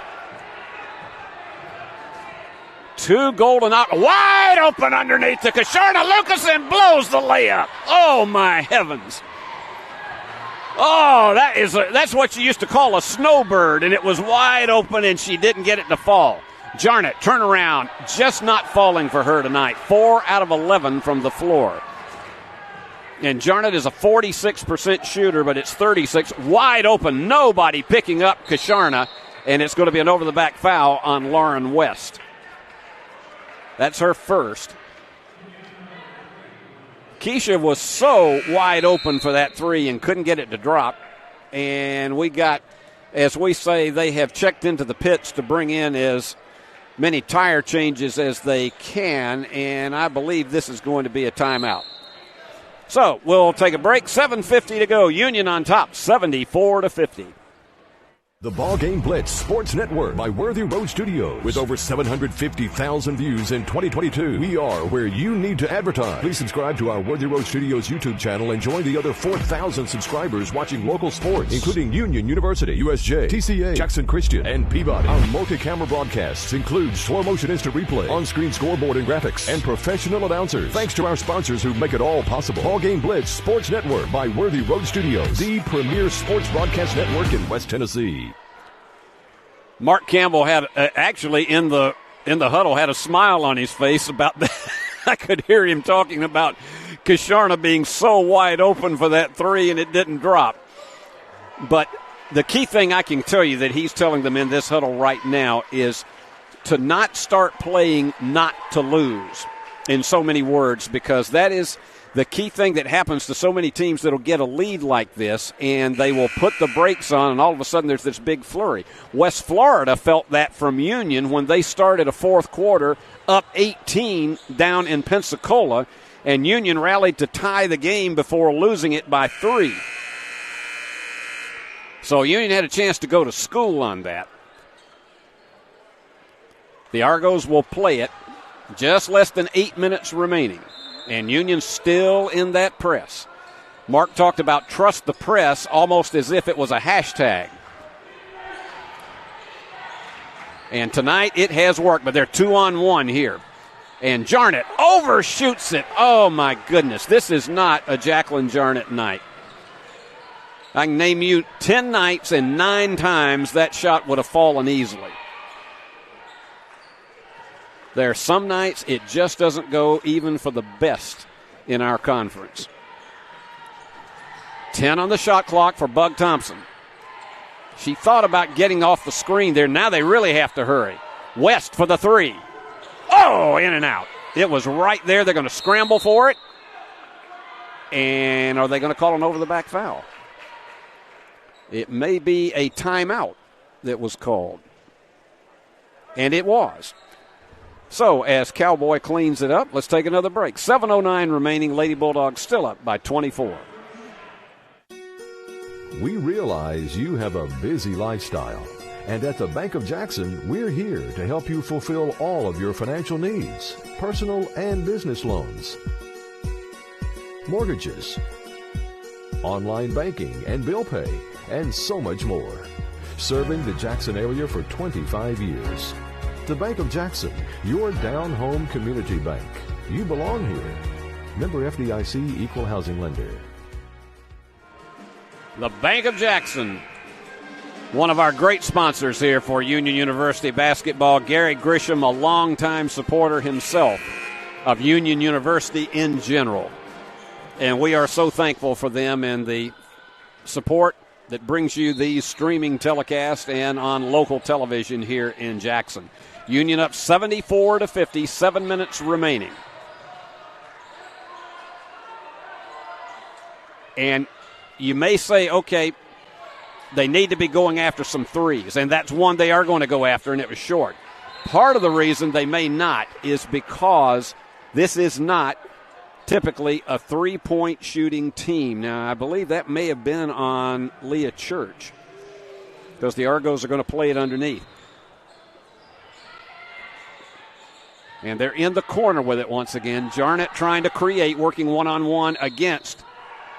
And the foul is going to be, almost the official almost stepped on Keely Robinson. And once again on Leah Church with two quick fouls. That is only the third team foul of the quarter on the Lady Bulldogs, but it will send Jarnett to the line. She'll have an opportunity to get into double figures. She has not been there tonight. She is a graduate student from Brooklyn Park, Minnesota.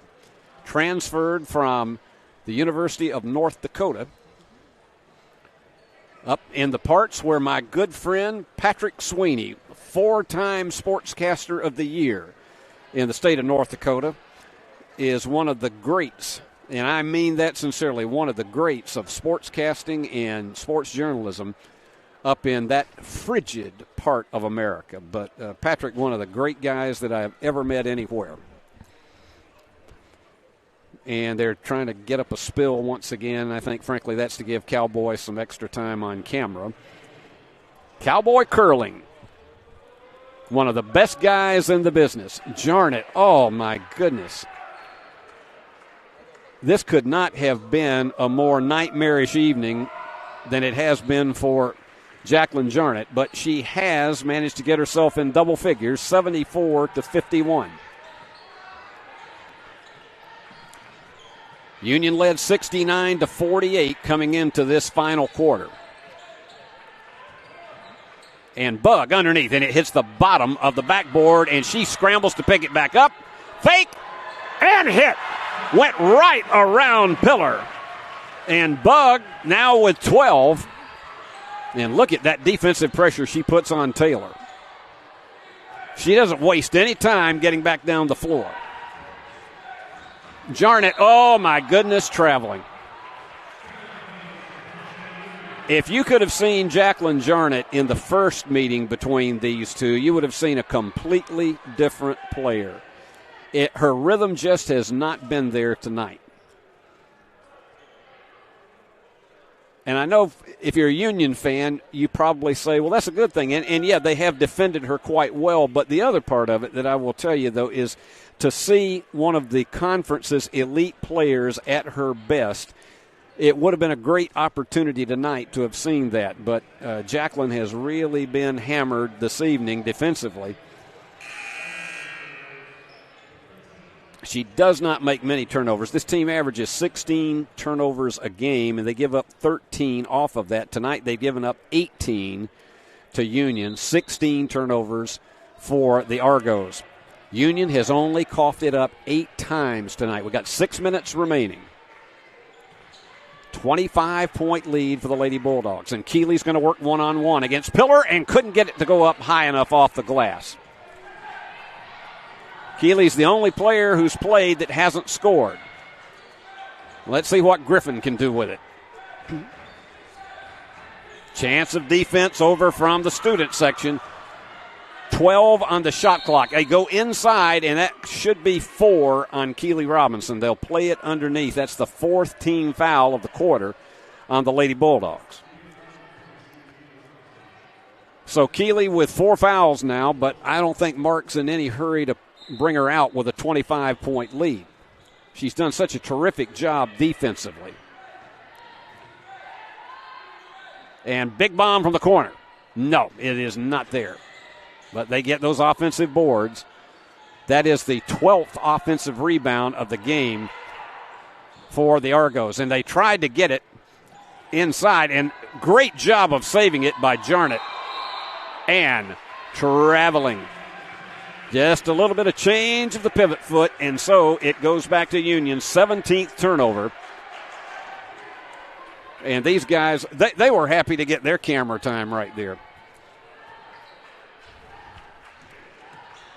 So they work the perimeter again. Union's not going to be in any hurry to play transition ball, and all over her in drawing that foul is Jenna Gallimore, who is a sophomore from Brandenburg, Kentucky. She went to Meade County High School, so Union plays it with a new 20. And we're about halfway through the final 10 minutes of action. Union tonight, 14 of 32 three-pointers. They were at 60% at one point. It cooled off a little bit here in the fourth quarter and halfway through. All the way down, and the layup beautifully navigated by Lauren West. She has 20. What a night she has had. This has been her greatest game as a Lady Bulldog, and she has delivered tonight. And she's not usually the player that you would think. Has certainly the capability of it. Not the player that you would usually think those kind of numbers are going to come from against an elite team like West Florida. But she saved her best for tonight. And you see 4 of them, actually 5 of them checking out. It looks like the Macy's Thanksgiving Day Parade as they come out to the line. In there for Griffin. She's 2 out of 3 on the evening. Gets the second one, and it's back to a 25-point margin for Union. I think we can safely say now the biggest question is what the final margin of victory will be right now. And you've got really the starters back in there now for Mark Campbell. He has played 10 different Lady Bulldogs tonight. And Shanique. But Van Ness with that high reach and Dillard. No. They're not going to come up with this one. Had their opportunities, and they kicked it off to the side to Pillar, and she goes to the line for 2. She has been really, really quiet of late, so Zoe's going to go to the line. There's one that looks like she may not make it to the boys' game as far as whether she's going to be awake tonight. Zoe tonight has hit the only free throw that she's taken and hits that one. As we say, she's only a 62% free throw shooter, but it seems like those that are at the lower end always do their best when they are at Fred DeLay Gym, and she gets them both. Zoe with 19. And Union again taking its time under 4 minutes. They have really dominated this game in a fashion that nobody saw coming. Oh, nobody was going to. Pillar she was out-faked on that play, and Naomi with 6. And Union still working the press. 3.5 remaining. And for Stephanie Yelton's team, it's going to be a chance to go back and look at this tape and figure out, okay, what did we not do that we did, or what did Union do that they did not do? And underneath, Pillar with 21. Once again, she's the game leader. What did Union do that they did not do in the game between these two when they first met down in Pensacola? Bug reached way high but couldn't get it off the glass. She released it a bit too soon. So we're under 3 minutes to go. And Pillar for a three. And that's not, again, her strong suit shot. And Shanique was in all kinds of trouble but came down with a rebound. She has 6. They go into Van Ness. And it is going to be Union's ball. And here comes some more of the troops. Anna McCready has made it in. Shiley Morrison returns. And Jordan Little. And we got timeout. 2:45 remaining. It's Union 80, West Florida 57. Back after this. Championship DNA. That's what you find at Jones Chevrolet at Three-Way. A full line of new Chevrolets plus West Tennessee's largest used car inventory. State-of-the-art service work and pre-approved auto loans online at JonesChevroletHumboldt.com. Shop with a winner. Jones Chevrolet at Three-Way. The most important benefit when you buy from Jones Chevrolet at Three-Way? Peace of mind. Jones Chevrolet's Warranty Forever comes with every qualifying new and pre-owned vehicle. Powertrain coverage for as long as you own your vehicle. Find out more at Jones Chevrolet in Three-Way. Jones Chevrolet right up there near Three-Way on the 45 bypass. Go by and visit with them. And remember, every Saturday they're open until 5 o'clock for any kind of repair work you need. They don't close it off. So if you got something that needs to be done, check with them and bring it by on Saturday morning all the way into late Saturday afternoon. And Mark Campbell has to be extraordinarily pleased with his team tonight. Only 8 turnovers in this game, and they have given up only 10 points off of those. And here you go, another one of our favorites. As she shows up tonight. For Union, they picked up 20 points off the mistakes of West Florida, and Lady Bulldogs will play it underneath with 23 on the shot clock.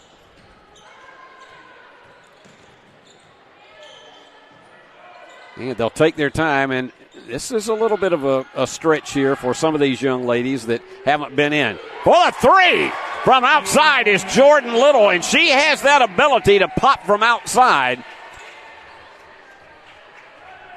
And it is a 26-point Union lead, the next to largest of this contest. Biggest was 27.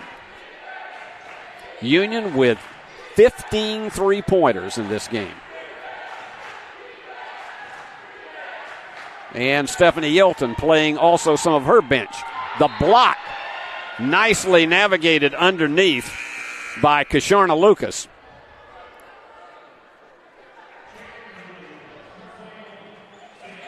And so it'll go underneath. And Keisha checks out. She's had herself a good game tonight. 4 assists, 2 rebounds. That one's in and out. They get those offensive boards. As we're under 2 minutes.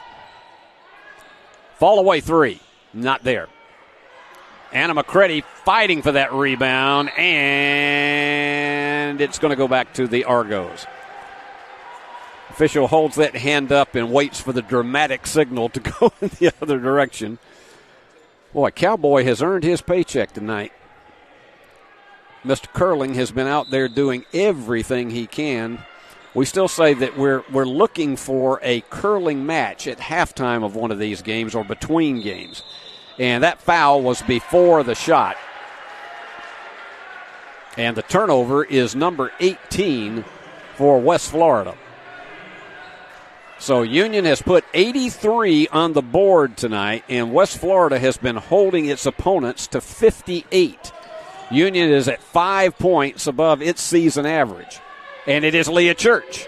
And it is Leah for 3. 6 for Leah, the 16th bomb for the Lady Bulldogs tonight. And we're getting close to the final minute. Foul, and that will send, and it looks like that one is on Shiley Morrison, so that will send them to the line for a 1-and-1. And Shania Johnson will go for it. Now look at this combination here. That's a happy twosome here at Fred DeLay Gym. Right through the heart. This is a team that usually commits 16 turnovers a game. Tonight, 18. But they have been deadly from the free throw line. 10 out of 13 for 76%. We get close to the 1 minute mark. Leah thought about it, but she's going to take it all the way in, and it will not drop but the foul. Leah has that deceptive ability. She's usually the outside shooter, but she has that deceptive ability, and she saw a ticket on the inside and took it right in and drew the foul.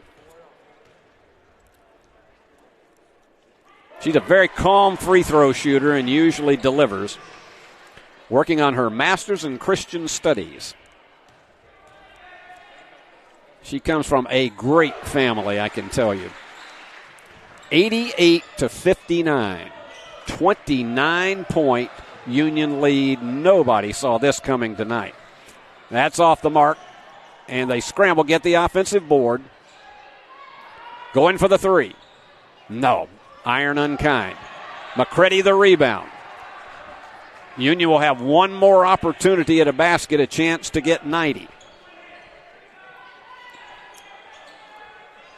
McCready is calling for it. And they scramble. That one was just a little bit tentative down at the opposite end. So a chance for West Florida hit 60 for the three. Yes! Shania Johnson with 8 in the game tonight, 88-62. And Union is not going to put one up because the shot clock is off. And the fans will begin to give them a much-deserved ovation. It was 19-14 in this final quarter as Union wins it handily, 88-62. And playing probably as complete a game as we have seen the Lady Bulldogs play all season long. And we got a lot of numbers to tell you about before we go to our between games interview with one of the great Lady Bulldogs, and that is namely Shanique Lucas. As they gather here to exchange pleasantries, and Stephanie Yelton and Mark Campbell, good friends, and both of them, as she's giving a much-deserved congratulations to this Union team. Let's show you how they did it tonight. Union shooting 49% from the floor, but 32 field goals and 65 attempts. For West Florida, 22 of 61 for 36%. That was below their season average. Three-pointers, Union at one point in the first half, they were at 60%. They hit 12 of their first 20. They ended up on the evening 16 of 35 for 46%. West Florida 8 of 22 for 36. From the free throw line, Union 8 out of 10 for 80%, and West Florida 10 out of 13 for 77. West Florida the edge in rebounding, 38-29, and 17 of those were offensive rebounds that led to 15 second chance points. So that was their strong suit tonight, but it wasn't enough against the Lady Bulldogs with this raining down of three-pointers with 16 of them tonight. And looking at turnovers, a big key tonight is that Mark said they had to protect the basketball, and they did. Only 9 turnovers in the game, 4 in the first half, 5 in the second. And forcing 18 turnovers on West Florida. And so for the night, points off turnovers, Union had 23 of them to 13 for West Florida. That was a huge category as Union kept forcing the mistakes. Another big thing is they got Jacqueline Jarnett, one of the great players in this conference, in foul trouble early in the third quarter. And she ended up with 10 points in the game and 8 rebounds, but that's below her average of 17 and 13. So Jacqueline just had what anybody would say. Part of it was the Union defense, but just had an off night. And that was one of those things that is going to happen from time to time. Believe it or not, I'm just looking down at my chart. This game was played in 68 minutes, including halftime. It was almost record time. Anyway, let's look at the other totals here. Then looking at individual totals, the game's leading scorer was Zoe Pillar. They had to have her. She's their number 2 scorer, but they had to have her on the inside. She was 9 of 14 from the floor and had 11 rebounds, a double-double tonight, 21 points and 11 rebounds, but it was not enough to carry them over the threshold this evening. As we said, Jarnett with 10 points and 8 rebounds, 10 points for Luttrell. Haley delivered 10 points and had an assist in the game tonight, and then 8 points for Shania Johnson. For Union, take a look at this. Union had 4 different players in double figures. Shanique Lucas sat down a lot of the second quarter when she picked up her second foul, and she only played 25 minutes in the game, but she still had 10 points, hit another double-digit night, and had 6 rebounds to lead the Lady Bulldogs. This is just amazing that a guard can do this and be the leading rebounder for the team. But 10 points, 6 rebounds in the game for Shanique Lucas.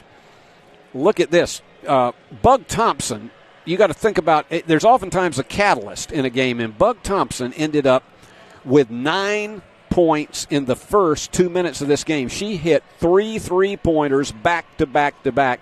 That really gave Union the lead they never relinquished when she got them up 9-7 at that point. The last time that West Florida led was when it was 7-6, and then Bug hit that third 3-pointer. Union never trailed after that. So Bug ended up on the evening with 12 points. She had 3 3-pointers, 3 rebounds, 5 assists in the game. She was really feeding the open players. And then you had 16 points for Bethany Dillard. She had 4 3-pointers in the game, a couple of rebounds and a steal. She was all over it tonight, but her hand was ablaze.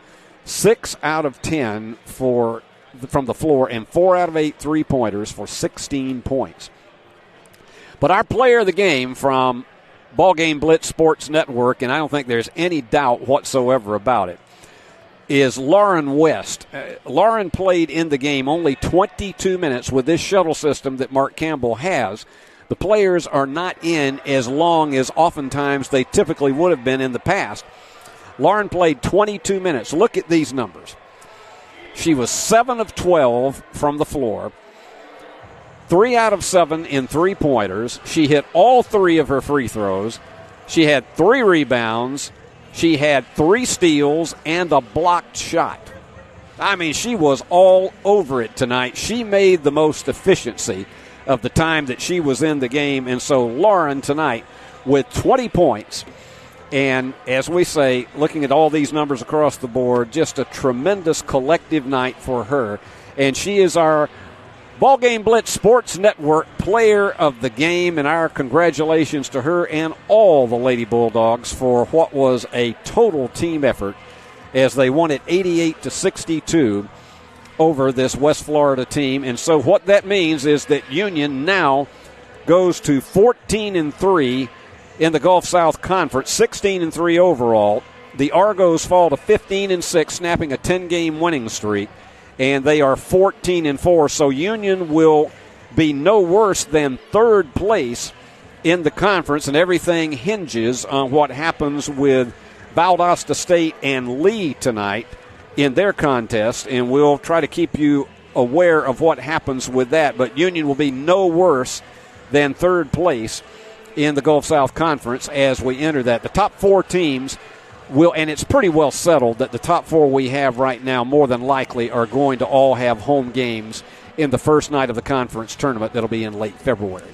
So, good night for the Lady Bulldogs, and the men are about to take the floor. And so tonight for our Between Games feature, a young lady who has just endeared herself to the hearts of so many here at Union University, she and her sister both. And I'm speaking, of course, of Shanique Lucas. What a tremendous young lady she is, and you're going to have an opportunity to find out more about her in our feature. Some of the travels that she has had with her family, living internationally so much of her life, and then coming over here to play college basketball. And so I hope you enjoy the visit that we have with her. And that will be coming up in our Between Game show right after these messages.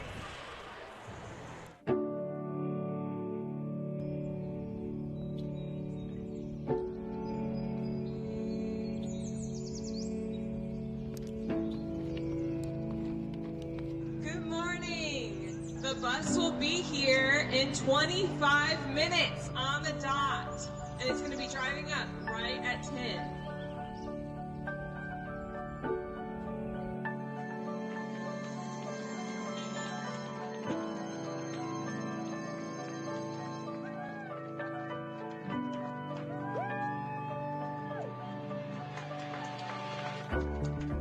Some years ago, we just had the overwhelming desire to reach as many abortion-minded women in West Tennessee as we could, and wanted to reach beyond the area that we reach. And so that's when the Lord laid on our heart about the mobile medical unit. Our mobile medical unit comes to us from an organization called Save the Storks.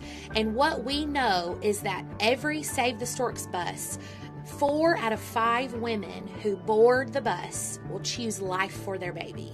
Our hope is to see that happen in Hardeman, Haywood, and Fayette counties. Our hope is that, obviously, that we will not only reduce the numbers of abortions in those 3 counties, but even more than that, that we can build relationships with the folks there to help them to be better parents and just minister to those families in lots of different ways. When they come onto the bus, we will do a pregnancy test, and if we have verification of the pregnancy, we'll get medical history information and then do an ultrasound, and from those measurements we can decide and help them figure out the gestational age or the approximate due date of the baby. They're able to see their baby on the screen, see the life that God has knitted inside of their womb, and be able to feel a bond with that child already. We want to make it real to them that it's actually a child, that it's their unborn son or daughter.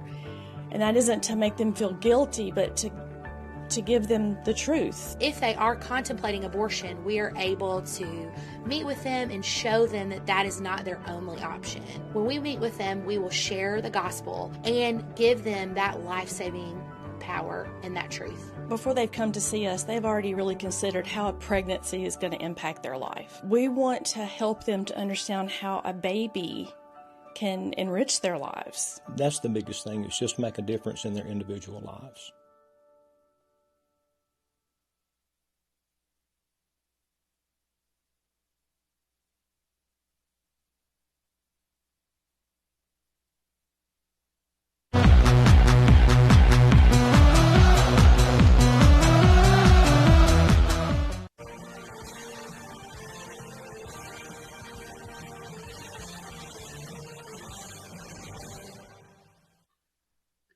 Well, Shanique Lucas is with us now, and it's really fun, Shanique, to be able to visit with the Lady Bulldogs up close and personal, because we haven't had a chance to do this a lot in previous years. But first off, I've done a little research on your country in Papua New Guinea, and tell me what it was like growing up there. Okay, so I only lived there till I was about 6 years old, so I don't remember a whole bunch, but I loved it. I mean, I was just living my kid life, going to school, messing around. I know we had a hill by our house, and we would always mess around on that, doing things we weren't supposed to do. My family always liked going trekking, like in the jungle bush kind of areas. And we loved going to the beach. Yeah, just lived my kid life there, so it was good. So when you turned 6, yes, then where did life take you? Where did you go? So after I turned 6, we moved to China, where we lived in Shanghai for 4 years, and that was cool. It was different. We lived in the city, so just more of city life, and I was still living my kid life until I was about 10. So. Yeah. And then from there, where did you go? Yes, and then from there we moved to Thailand, and I lived there between the ages of like 10 and 18 when I graduated from high school. And we lived in a couple different cities when we lived in Thailand, my family still lives there, but when I lived there. And that was more just like city kind of life, a little bit on the outskirts of the capital for a little bit, but for the most part, it's just city life. So, yeah. We have had many international players since about 1997, when Rose Anoon was the first one to join the Lady Bulldogs. And But I have to ask you are probably, considering the number of places you've lived, you're probably the most international player that we've ever had, just from the different parts of the world that you've been. So let's fast forward and tell us what led you to come to Union University. How did that happen? Okay, so it's actually a pretty cool story. After my freshman year of high school, I knew that I was going to be going to Minnesota to play AU basketball. And before leaving Thailand, I spent a good amount of time just emailing a bunch of different coaches, like some highlight videos and just like some academic information on myself and background information on myself, just trying to get like on their radar before I went to Minnesota. And obviously one of the schools I contacted was Union University. And I think initially I contacted both Coach Campbell and Coach Sarah, who was here with us last year. And Coach Sarah fortunately opened up my email and then shared my information and my videos with Coach Campbell. And then ever since then, he pretty much kept in contact with me and then offered me. So, yeah. I sure am glad that Sarah Hammond opened that email. Because you have been a fantastic part of these Lady Bulldogs during the time you've been here. In making the adjustment to playing in America, but particularly in West Tennessee compared to where you'd live, what kind of a culture shock or an adjustment was that? Yeah, I think being in the South was a little bit of an adjustment, because obviously the South is very different. I had spent, like I said, I went to Minnesota, so I kind of was familiar with the Midwest, because I spent, I think, 2 summers there. So yeah, the South was a little bit different. It wasn't too terrible though. I think definitely, like you said, with my international background, having moved around to different places, I was kind of used to adjusting to new cultures and new atmospheres, and so it wasn't too bad, I'd say, moving to Jackson. And I think definitely too, like the team and the coaching staff and the school as a whole made the transition really easy for me. So, as someone who has just retired from being a Union professor after nearly 29 years, I'm very, very attuned to the fact that there is a welcoming spirit for people who come here from other countries, and especially our athletes. It's huge, and I know that had to mean a lot, because it's like Coach Campbell says, if you give us a chance, we'll love you. And that, I think, is unquestionably so. Tell us how basketball first became a part of your life, because the percentages of young women who have a chance to play at this level are not high. So tell us how you actually got started as a child playing basketball, and what led you to build up to this level where you could play competitively at the college level. Yeah, so I think actually the first sport, so when we moved to China, the first sport I played was soccer in the fall. And my dad just had us playing, me and my sister, Kishana, who's here as well at Union, just started her freshman year. He had always been a big fan of sports in general and wanted us to just be active as kids. So we started with soccer, and then we joined just a basketball league just for fun, because we were just like, why not? I think I was like 7 at the time. So I just started playing, and I turned out I was like pretty good, I guess, like at a young age. I don't know. It kind of came naturally, I guess. And then from there, I joined like a boys team. So I was one of those girls that like grew up playing with boys, and competing against boys. So that definitely helped me and pushed me to want to be better, to want to beat the boys and that kind of thing. And then when we moved to Thailand, we joined a basketball academy kind of thing. So like after school, we'd go and we'd just train, and we had like weekend leagues and that kind of thing. And again, playing against boys, playing against older girls, I don't know, I just really loved it. And yeah, just haven't stopped since, I guess. That brings to mind that it's probably no adjustment at all when Coach Campbell brings some of these big guys in to practice against all. Yeah, I mean, They're a lot bigger and faster for sure. But... Yeah, Coach told me one day recently. He said he brought guys in for a couple of practices. He said we had some bad practices on those days. Tell me in particular, because you've been part of a program here that has been a symbol of excellence for more than 40 years. In fact, almost since the program began in the 1970s. But tell us, if you will, just what it's been like to be part of a program that has had so much success and has enjoyed that. Mm-hmm. Honestly, it's an honor, first of all, to have been offered and like to be playing for Coach Campbell with all of his success with Union basketball and also like USA basketball. But outside of that too, just to be a part of a program that really cares about you as an individual is such a blessing, and I'm really thankful to be a part of it. Yeah, it's a really humbling experience too, I'd say, just because, you know, even though our program is so good and has been so good for years, just the idea though that just because those things are true, we can't coast when it comes to like a new season, that kind of thing. So that's been a humbling experience. And yeah, again, just touching on like Coach Campbell and having him as my coach has just been awesome. So yeah, that's probably like the biggest, like my biggest takeaway for sure from the whole experience, I'd say. Nick, what is your favorite part of the game? My favorite part? I'm hitting you with one that you hadn't been asked very often. Like, I don't know. I put the team aspect for sure. I think this is my third year.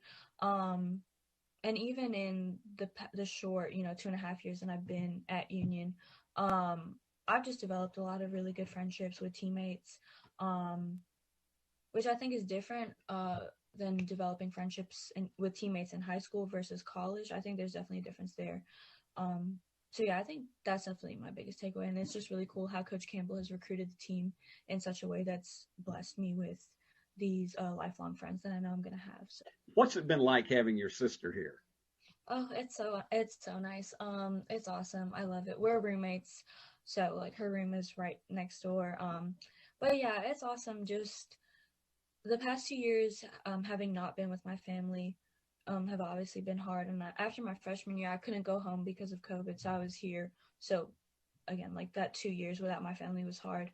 But now that my sister is here and I get to see her every day, and be with her every day, it's awesome. Like I really couldn't ask for anything better. So let me ask you, as far as just wrapping this up, and we're also going to be talking to Shanique during a second half of tonight's game, just so you can get some more insights from her.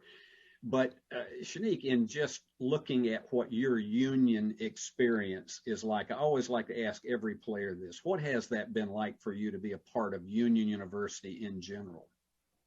It's been great. Like I said, my transition here was made a lot easier because of how welcoming the students are, the faculty. So, really no complaints there. But I think definitely my biggest takeaway has been growing spiritually at Union University, just the different opportunities to do that. And I think obviously basketball is a huge part, but to touch on that spiritual aspect, basketball has also helped develop that aspect of my life with Coach Campbell, just stewarding all of us in that area of our life. So, yeah, I think that is definitely my biggest takeaway for sure. Well, as I mentioned, we're going to be talking to Shanique during the second half. When we have timeouts, we're going to get a few more insights from her. But Shanique, thank you for being with us here, being our featured player here at halftime, and wish you got a lot of good luck for the rest of the season in the second half tonight. Thank you, sir. And let's go down to the floor now for a look at our halftime statistics.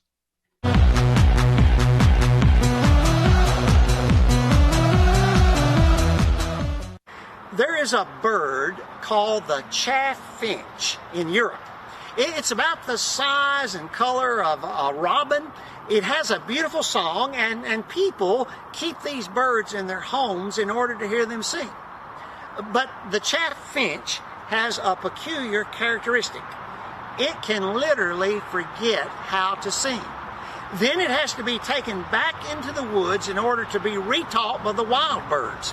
If it does not learn how to sing again, it becomes depressed and often quickly dies.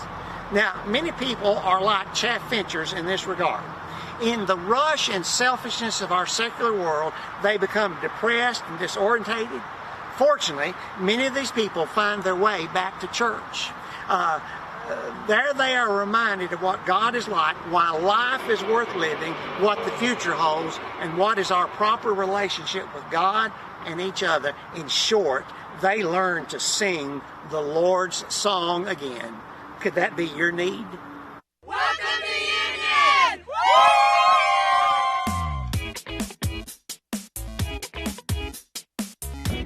I've very much enjoyed being a student at Union. A lot of campus events going on. There's always something. Hi, I'm Hannah Hampel. I'm from Huntsville, Alabama, and my major is English. For me, living on campus is like being constantly surrounded by my family. I absolutely love it. My name's Joseph Graff. I'm from St. Louis, Missouri, and I'm an accounting major. Res life is one of probably my favorite parts about Union. Hi, my name is Anna Thompson. I'm from Morristown, Tennessee, and I am a social work major. Our living arrangements here at Union are just amazing. Hi, I'm Steve Williams. I am from Memphis, Tennessee, and I am a business administration major. It's just such a unique living situation, and you're never going to have another chance in your life to live in such community that is provided here at Union. We love sports around here. And even if you're not on a team, there's intramurals that everybody can do, which is super fun and exciting. It doesn't really matter like what you're into. Union has something to offer. Whether it's Greek life or something on the Great Lawn like a movie, it's just so fun being a student here. It's almost overwhelming how many things you can get involved in. Union definitely gives a whole spectrum of different things that help you academically.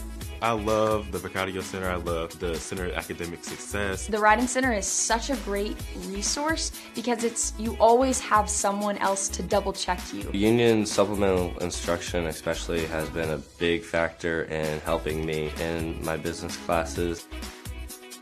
The mission of student life at Union University has three major components. The first aspect is supporting the work of our faculty. We partner with our faculty to extend and enhance critical thinking beyond the classroom. One example of this is our Faculty in Residence program, in which we have 3 faculty members and their families who live in our residence halls. The second component of our mission is to provide resources to our students that aid in their success. Things like counseling services, health services, disability services, academic support services through our Center for Academic Success, and career services through our Mercadillo Center for Life, Calling, and Career. The final component of our mission involves the development of a shared, grace-filled community. We seek to accomplish this through organizing traditional campus programming and events, nearly 100 student clubs and organizations, intramurals, and leadership development, all of this coupled with incredible facilities such as our coffee shops, Barefoot's Joe and Madero, the Wellness Center, and the Bold Student Commons, just to name a few. All of these things are intended to reflect Union University's core values of being excellence-driven, Christ-centered, people-focused, and future-directed.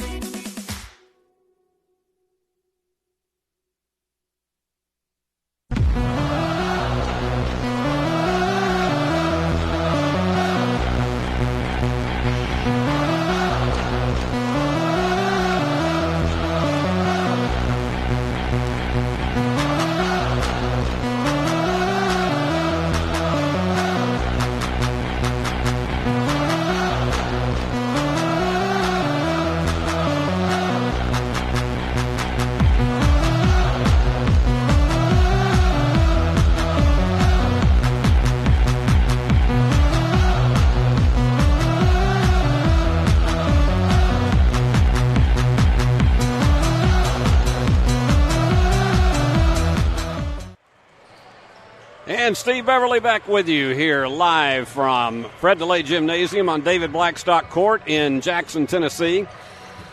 It's Union and West Florida for the men's half of the doubleheader after the Lady Bulldogs just ran roughshod over the Argos 88-62 in our opener. So let's give you the starting lineups for these two teams, starting with West Florida. Latrell Tate, he's a guy that you're going to hear his number called a lot tonight. And Latrell is one of these that does anything that he wants to with the basketball. And he's their leading scorer, averaging 16 a game. Wendell Matthews, he's averaging 11 a game and is a tremendous power player. David Pettit-Home, he is not as strong as far as the offensive statistics are concerned, but here's a guy that on the season, he's got 38 assists, and he does a lot of things, again, as I say, without the basketball. Jared DeHart, and you look at what he develops all through this season with a 6-point-a-game average, but he's had some double-digit games that he's very deceptive on the floor. And then Daniel Sofield, he's their number 2 scorer, averaging 14 a game, and he's all over it from the free throw line with a 78% average. Now, let's go to your Bulldogs starting lineup, and it's the usual cast of characters that we have. J.T. DeBuck averages 6 a game, but he is one that creates on the floor. Just tremendous. Jalen Johnson, averaging 5 points a game, and he's another one of these guards that if he gets hot from outside, look out. Bo Gidgel, he's the leading rebounder for the Bulldogs, averaging 9 a game and also averaging 13 points a game. Jeremiah Littlepage, the big guy from Birmingham, and I say hello as I do every single night to Ma Littlepage back home and all the brothers and sisters, and he's doing a good job this year. Jeremiah, of course, is one that if he gets, and I just watched him down in practice, just stuff one. If you get him lobbed up high enough for that, he can do it and deliver. And then Ty Parks, excellent in every category, averaging 19 points a game, 8 rebounds, and the guy that always has a smile on his face off the court. And those are your starters for the Bulldogs, and we should have one that's interesting tonight because the Bulldogs are coming into this one 12-8, but more importantly, 11-5 overall. They're only a half game out of third place behind Lee and Alabama Huntsville. And the critical thing is the top 4 teams at the end of the regular season will host a playoff game. So everything is crucial as we go down the stretch. West Florida, 11-10 overall, but 7-10 in the conference. This is a huge game for them because they are a half game below the cut line because only the top 8 teams make it to the conference tournament, and they're a half game below Mississippi College at 7-10 in the conference. So they want to come on the Fred DeLay gym floor and pull an upset if at all possible. I want to give some recognition very quickly. This week, the class of 23 for the Union University Sports Hall of Fame was announced. Jimmy Gammon, one of the great baseball stars for Union back in the 1970s. Raymond Judy, who played both men's basketball and football, before a medical condition interrupted his playing career, but was an outstanding player. Kurt Gehring, I called many of his games back in the 90s as Ralph Turner was building this program. And, of course, Kirk is one of the great businessmen in our community now. Douglas Martin in men's cross country between 2004 and 07. He's one of only 2 cross country All-Americans for Union. Leah Gronberg Hood, if you were on the Union campus in the early 00s, you knew Leah's name because she was one of the most mesmerizing pitchers that there were, and she won All-American honors in the NAIA 4 different times. And finally, the founding coach of soccer for men at Union, and that is Darren White. And so these folks will all be inducted into the Hall of Fame on April 21st. Hall of Fame, I should say. April 21st at 6:30 at the Carl Grant Event Center. I'm thrilled that I'm going to be emceeing that event. It should be a magic night indeed. And now we're introducing the starting lineups for West Florida.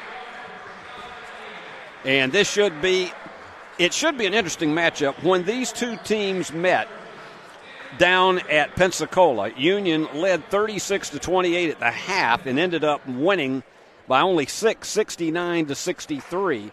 So it'll be interesting to see what kind of game it's going to be here on the Fred DeLay floor. And you heard Dave Niven talk about what the keys to this game will be.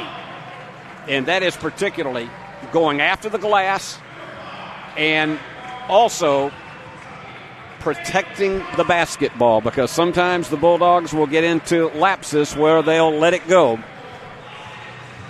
And here you go with another of the big guys, Bo Gidgel, Jeremiah Littlepage. Here he is. He's not as serious all the time as he looks right there. He's a happy guy. And then here we go with Ty Parks. And those are your starters tonight, and we are about set to get this one underway. Again, there's a lot on the line in every game as we go down the stretch, and I didn't get a chance to remind you, but we'll be back here Saturday afternoon, and our airtime is 1:30 as the Bulldogs and Lady Bulldogs will be taking on Valdosta State in a crucial matchup for both teams, especially for the women, because if they get one on Saturday against the defending conference champions, it could be huge as far as where Union is going to wind up in seeding for the conference tournament. But right now it is Littlepage to jump it against Matthews and let the games begin. And going high for it. I went down on the floor to look at the warm-ups, and this is a tall team here for this, particularly if you look at West Florida. And I still say this 11-10 record is very deceptive. Underneath the big block. And that's crucial, particularly as Dave Niven said. We want to be a strong defensive team and capitalize on those kinds of mistakes. And working one-on-one and forcing his way in, overshooting it was Gidgel. And coming down with it was Sofield. Going to take their time working around the perimeter. And nobody home. I can tell you something went wrong defensively there, because DeHart could have camped out there with a Coleman stove. A 2-0 lead to start it. I guarantee you won't see that happen again anytime in the immediate future. Union keeping it outside the perimeter. Looks like a 2-3 zone, and the 3 is off the mark for Johnson. And going for the bomb. That was a little bit too far right for Tate. Sometimes in Union's, and a tripping foul right off the bat. That's going to be on Tate. So Luttrell commits his first. Luttrell, a 5'5 junior from Marietta, Georgia. He transferred in from Alabama State. Of course, Marietta, the home of where the Atlanta Braves Stadium is now. And again, Union it's not going to be easy to penetrate the inside tonight. They tried to dish it off to Littlepage and coughed it up. And once again, Union making an early mistake. And reaching in for that foul was Gidgel. Bo thought he had an opportunity to steal, and he's called for a little bump on the back. Boy, the Lady Bulldogs played their finest 40 minutes of basketball of the season tonight against West Florida. They're working against Littlepage, and the hook. Fallaway is not there, and Bo comes down with a rebound. Bo already with 3 in the contest tonight. They're going to need him to crash those boards. Tie for the bomb. Yes! Parks gets Union finally on the board 2 minutes into this one. Good to have you all aboard, all you moms and dads, grandmas, grandpas, aunts, uncles, cousins, and good friends and brothers and sisters. Fallaway jumper goes through for Tate. And he gets on the board. And Union again largely staying behind the perimeter. And Parks is going to draw the foul in 2 shots, and I can tell you that's going to be a frustration. That was a bang-bang play, but Matthews is charged for the foul. They said he did not have defensive position, and so Parks took a big risk, and it worked. If you saw our interview with him earlier this season, this is one of the most personable and great sense of humor, Ty Parks. Just loves to have the ball in his hand. Studying sports management. He is a graduate student. Had that extra year because of COVID. And he's dependable from the free throw line, an 83% shooter. Mark Campbell making his way back up into the stands, getting some glad hands from a lot of the fans here. Boy, Jeremiah had to hurry to get there, and that was quick enough to force the miss. Open for the 3. J.T. DeBuck nails it, and Union out to the 8-4 lead. 3 minutes into the contest.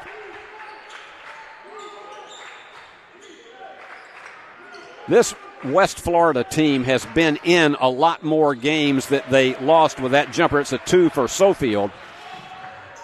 A number of the games that they lost, they were in until the very end. That's why we say this is a deceptive 7-10 conference record, and that's going to be on Littlepage.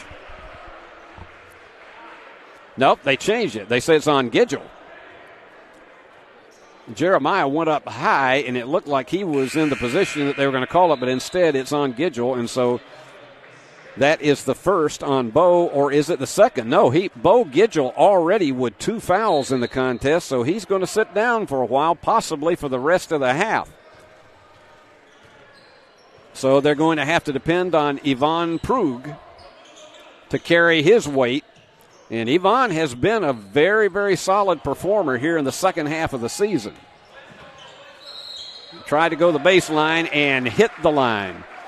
We've seen that a lot this season of players trying to take it so close to the edge on the baseline and ended up dribbling it on the line, and that's what happened with Pettit Home.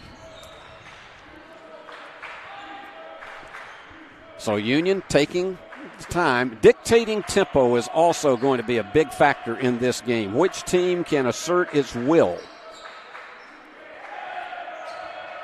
Littlepage is going to work one-on-one. Double spin move and the bank. Soft bank shot for Jeremiah. Union up 10-6. And we're going to be having on the next stop of the action our first media timeout. And again, look at Prue. He's an excellent defensive player, and they're going to have to go a long way with him tonight. They got a screen for a 3 for DeHart. He has 5. He and Parks are the 2 game leaders. DeHart had just a very smooth touch on the ball for his 3. And they work the perimeter once again. Littlepage set a screen. And a high floater goes through. Beautifully navigated. Very soft for Jalen Johnson. We're 5 minutes into the first half of play. And the Argos, they have not been able to penetrate the inside that much except for one possession where Union went totally asleep. That's one where they tried to do it and the floater didn't go, and the rebound to Prue. And Ty's going to take it all the way, and they let him have it. They knew there was no way you're going to challenge that house of fire when he is burning flames, and he was. So Ty with half of Union's 14 points.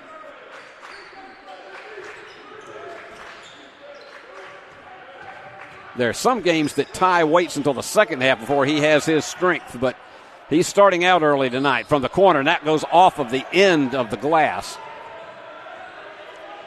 Ty will set it back up on the outside. Littlepage almost had it stolen. He saw that brick wall and backed away from it. JT a little bit too much on it, but look at how high Ty goes for that offensive rebound, but he had it slapped away. So West Florida slows it up. This guy's a great ball handler, is DeHart. He has no fear of going into traffic. You saw him. He was trying to get into traffic, and then he just quickly backed away from it. 12 on the shot clock for the Argos. And turn around the bank was too hard. And slapping that down very, very quickly was Johnson, and we got the turnover. It's going to go back in the other direction, and timeout, 13:25, very fast first 6.5 minutes. Union on top over West Florida, 14-9. Are you looking for a Christian college or starting the college search process? I want to take a second to tell you about my school, Union University in Jackson, Tennessee. Union is a private 4-year university known for its rigorous academics, Christ-centered community, and the success of its graduates. My favorite part about Union is the faculty. The professors here are so intentional about helping students grow not only academically, but also spiritually. You should check out Union for yourself. Come for a visit. I know you'll love it. At Union University, you'll be transformed. I love seeing Dr. Chris Blair at the tail end of that spot, one of my colleagues, my good friends, and we worked together for so many years here at Union University, and one of the best guys there is in communications education. And, Coach, and you look here at Coach Buckhamer as he is trying to make a few adjustments in his team. It really started out, they got the first basket of the game, and then Union began to, you looked at Ty Parks asserting his will, and that's one thing that you like to see in the first half of any game. And he has 7 of Union's 14 points. DeHart with 5 of the 9 for West Florida. But Union, particularly from the experience down in Pensacola, they know how challenging this West Florida team is. They are very, very pesky. And let's see how the coach plays it coming out of the timeout. Union not going into high-intensity pressing. Big bomb 3, and that was a little bit outside the range of DeHart, but they get it back and go for an answer, and it is right there. Tate, that gives him 5. And I think there is a clock problem once again, or either there's a situation they're going to take a look to see if he was actually, if his foot was over the stripe. So they're going to look to see whether this was a 2 or a 3. And this is one advantage that you have now. You can go back and absolutely look and see whether it was the foot on the stripe or whether he was just behind it to be able to pick up that 3-pointer. They've put the 3 on the board at 14-12, but they may have to take one of those off depending on what they see here in the replay. Things like this also give the coaches an opportunity for a little bit more communication with their players. And I know Dave Niven looks on this as something like a bonus timeout. Lady Bulldogs were led tonight by Lauren West with 20 points, and she had a bunch of other things in her categories tonight. And we hope to be talking with Lauren as the pep band strikes up. We hope to be talking with Lauren either at halftime of the men's game or possibly between games on Saturday when Valdosta State comes to town. But, boy, she picked a night to have what turned out to be her career high for Union. It was a 2-point shot indeed. They did not give him the 3.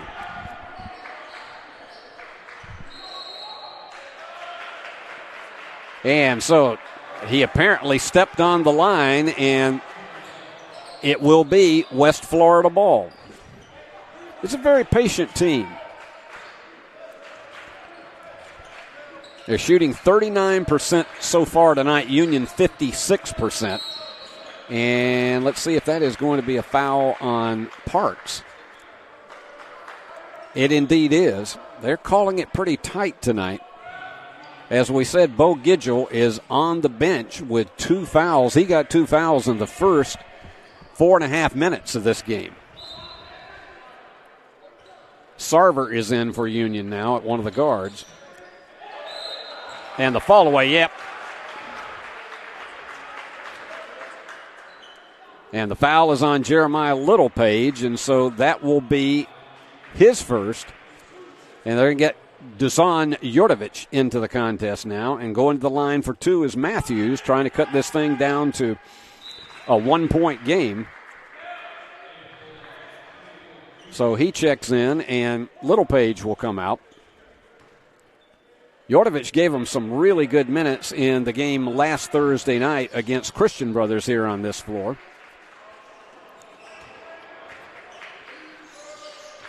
And here they go. They're playing largely a 3-2 zone right now. And part of it maybe a 2-3 at times, and that left wide open Parks for a three. So tie with 10 of Union's 17 points. Bulldogs back out to a 4-point advantage. And on the inside it goes. Nice delivery to make it a 17-15 contest. It's a very tight matchup, as you can see, and everything is matchups. When you get to this time of the season in particular, the hook is there. Jordovich using some of his physical presence. And here we are. We've been joined by Buster Bulldog here in the broadcast booth. He needed to make another cameo tonight. I think he's been on here more than anybody except the players.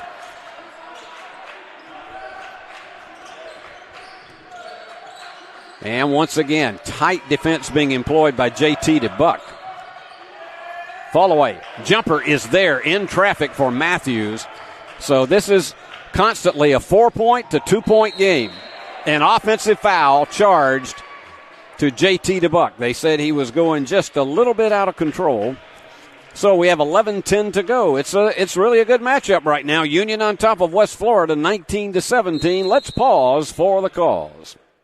The BallGame Blitz Sports Network by Worthy Road Studios. With over 750,000 views in 2022, we are where you need to advertise. Please subscribe to our Worthy Road Studios YouTube channel and join the other 4,000 subscribers watching local sports, including Union University, USJ, TCA, Jackson Christian, and Peabody. Our multi-camera broadcasts include slow-motion instant replay, on-screen scoreboard and graphics, and professional announcers. Thanks to our sponsors who make it all possible. BallGame Blitz Sports Network by Worthy Road Studios, the premier sports broadcast network in West Tennessee.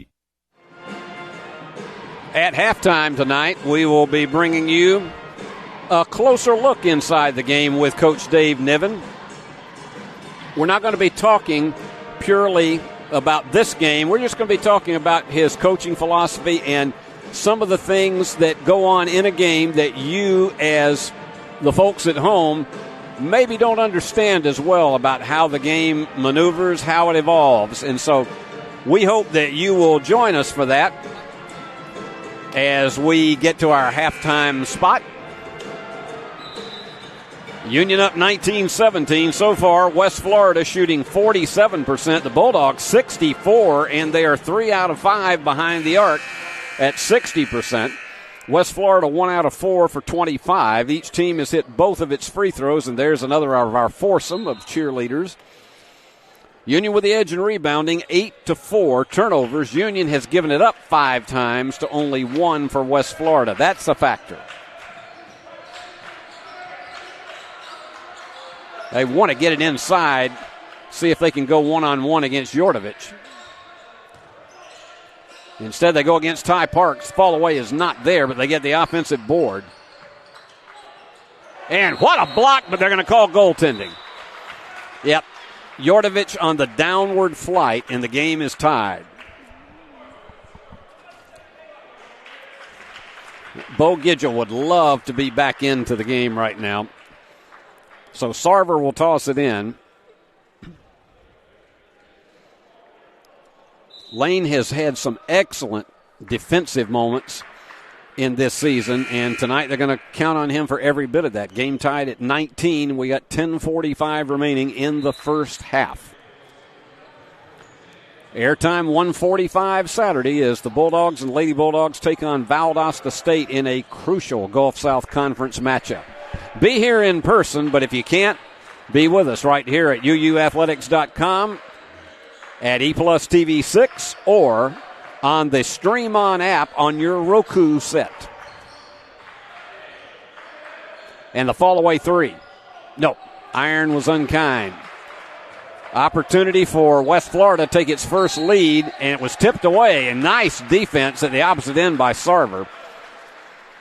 A little bit too risky a pass.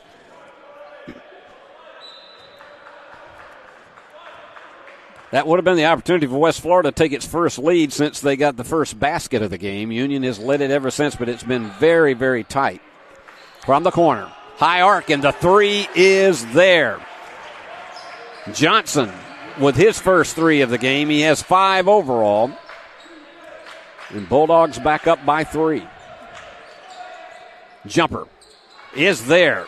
Good release at the height of his jump by Tate. He has 6 to match Matthews for the Argos.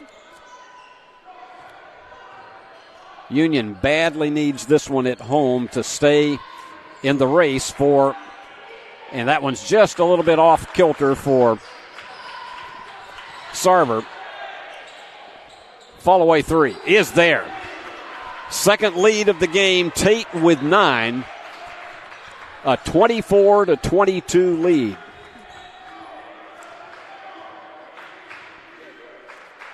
Slowly back around the perimeter.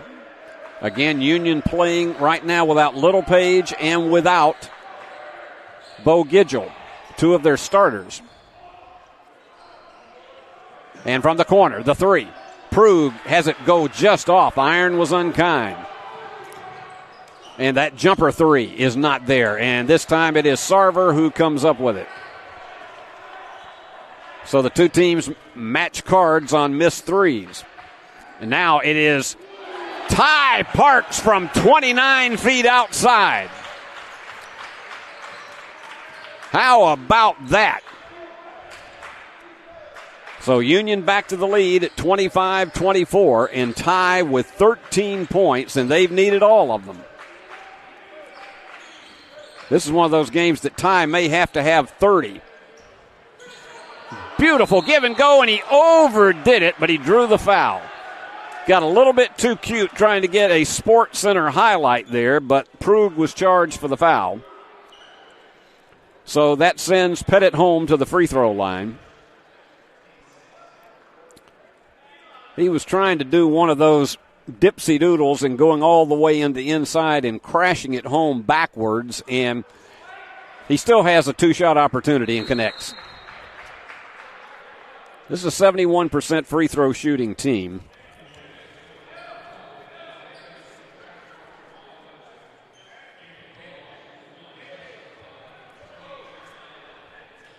So let's see how Pettit home can deliver on this one.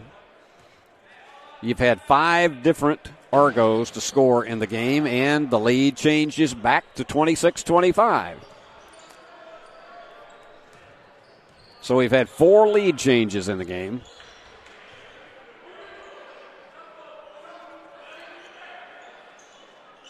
And the Bulldogs have been popping them more from outside tonight, 5 out of 10 in three-pointers. In between about 4 defenders, and Little Page, who's back in, connects. He looked like a trampoline on that play. Jumper over Yordovich. That was Matthews. He and Tate have 17 of the 28 points for West Florida. Well, this one has been a tight one for about the last 6 minutes. Bulldogs had a 5-point lead at one point and traveling. Bulldogs had some numbers after that missed attempt at a steal, but they could not capitalize and commit their 6th turnover. So we will take a break and let you have an opportunity to find out a fine message from one of our important sponsors. So stay with us.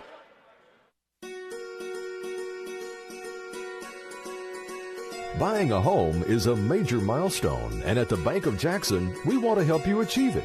Our mortgage specialists can assist you with conventional, VA, FHA, or construction loans, as well as USDA and THDA development loans. Serving the Jackson area for 25 years. The Bank of Jackson, your down-home community bank. You belong here. Member FDIC, Equal Housing Lender. Dave Niven trying to keep his team with a steady focus. If you look at the numbers here in this game, they're 10 of 17 from the floor for 59%. 5 out of 10 in three-pointers for 50. They are 2 out of 2 from the free throw line. They lead in rebounding 9-8. They've had 7 assists in the game. Everything just points to a solid effort for the Bulldogs, but they trail by 1, 28-27. With 7:18 remaining, and if Union wins this one tonight, and everything is pending what the other teams ahead of them do in the conference. They came in a half game behind Alabama, Huntsville, and Lee. And there you go, that recognized symbol of excellence, cleaning up the floor. But they were a half game behind Alabama, Huntsville, and Lee. If Union wins and either of those lose, Union can be no worse than 4th place in the conference. We'll try to keep up with some scores from that end of the conference as tonight's game progresses. They're double teaming, triple teaming inside. They go for the 3. Right through the heart. 3 out of 7 are the Argos, and Tate with 12. So this has been a matchup between Tate and Parks, just trying to dominate it on the inside of this game and from outside. Johnson tries to go the baseline. Yeah, wide open. Perfect move. They had 3 guys coming after him, and they left Yordovich wide open. Union trails by 2. Their largest lead has been 5 at 14-9, and we have had 5 lead changes. Open for a 2. That does not get the Plinko bounce, and this one could be an over the back. It's going to be Union's ball. Parks will play it. We've only had 3 team fouls on West Florida, 6 on Union, and so Union trying to avoid putting the Argos into the bonus.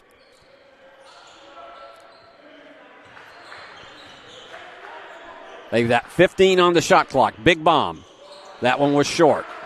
You could see that Ty was just a little bit off balance as he released the ball.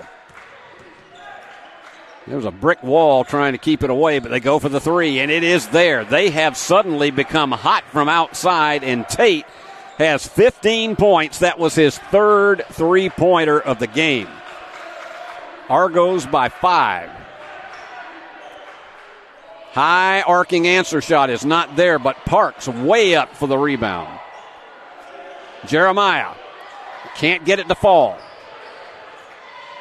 2 opportunities at it, and the Bulldogs cannot make it drop. Argos with a chance to capitalize as if that was a turnover. Boy, it is getting brutal out there on the floor. And the block by Littlepage, but it also is a foul. That is Jeremiah's 2nd. And I think with 5 minutes to go, Dave Niven is going to do everything he can to keep from having to put Bo Gidgel back in until the second half. He's about to get Yvonne Prug back into the game. Off the back of the iron. So Prug checks in, and Littlepage with his 2nd foul will come out. I dare say that we're going to see either him or Gidgel until the second half. And that is a big blow for the Bulldogs. In and out, and Parks the rebound. Ty with 4 boards. DeBuck was in all kinds of traffic. He still wants to go right down the middle, and offensive foul. I think that was a case of JT was just too anxious to take that thing home, and he crashes right into the defenders. We got a little bit of a disagreement of a couple of West Florida players as to who their defender, who's going to defend certain players, and I think maybe they got that settled. So a chance once again for a 3-possession lead for the Argos.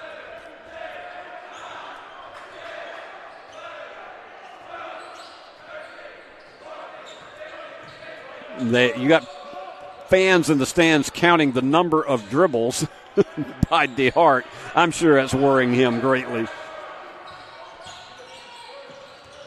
They kick it in the middle. Fallaway is in and out. Bulldogs dodged one there as Jordovich comes down with it. And on the drive, Johnson was fouled, and that one is going to be on DeHart. That is his first. It's only the fourth team foul. So Bulldogs will play underneath.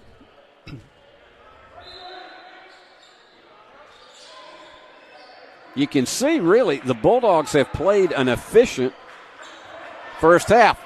And just as I say that, there's the turnover. That's number 8. That's the one category that they have not been successful in, and that is protecting the basketball. Because West Florida has only made 2 turnovers in this game. Jumper. In there, it is a 2. So DeHart with 7. His foot was over the stripe. But better, it is a 3-possession lead for West Florida. And that was one that Union just seems to be imploding a bit. I think that he was trying to get it inside to Jordovich, and there was no cut, and the pass just completely got out of control. 3:33 to go. Bulldogs down by 7.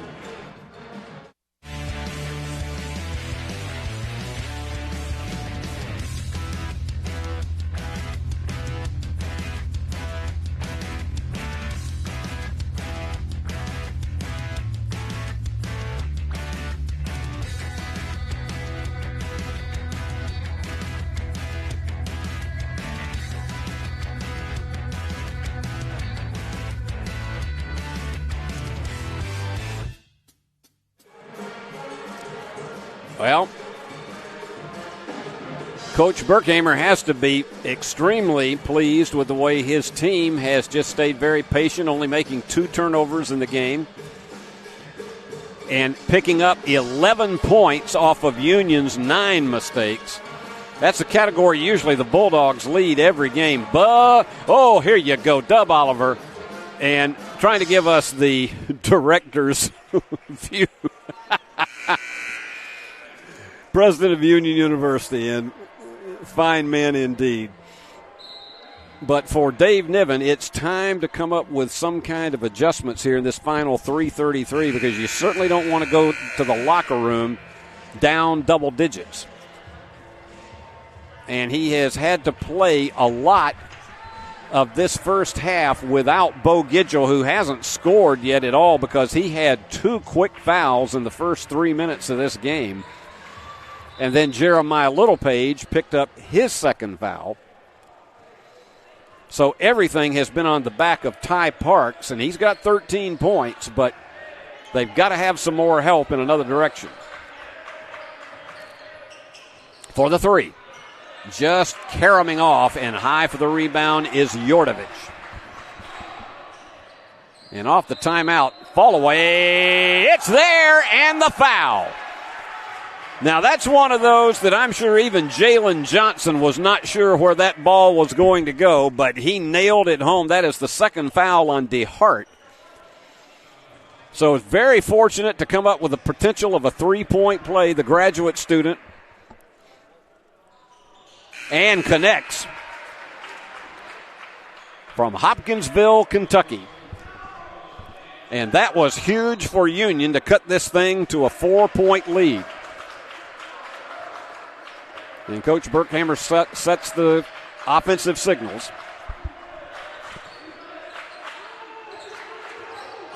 And they're again working around the perimeter. This guy is so deceptively fast, DeHart. And open for a 2.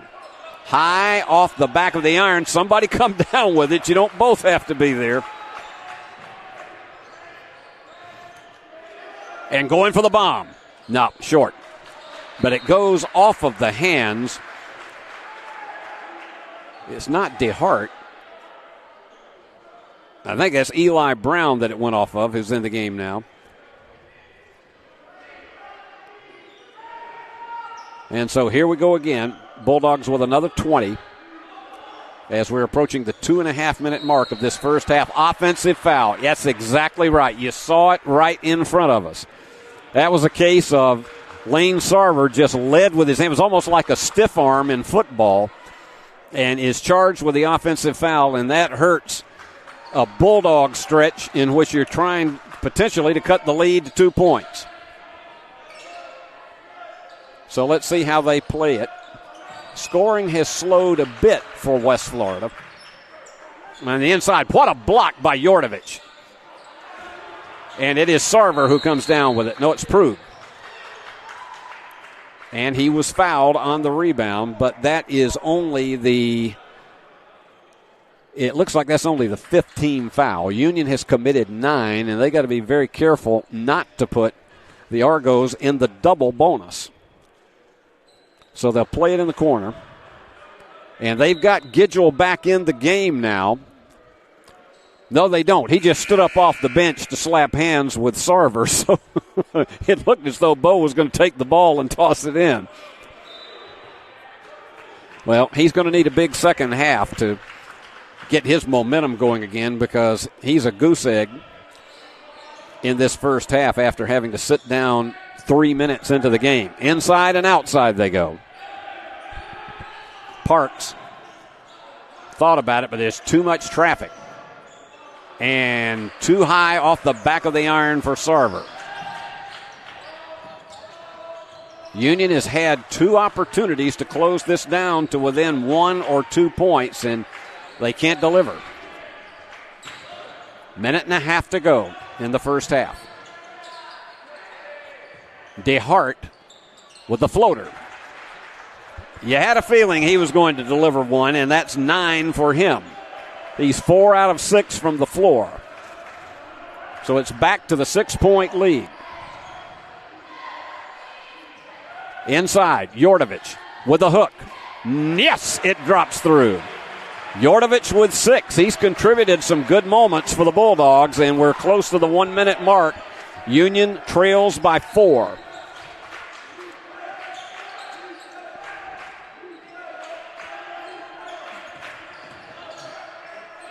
And the jumper fall away is just short, and the rebound coming off to Prug. That's his 3rd rebound of the game. All right, Union is going to settle it back outside. They'd love to get it inside for another hook opportunity by Yordovich. Parks is going to try to create and draws the foul. And that is the 6th team foul. They had 1 more to waste here with 32.5 to go, so Union has a new 20.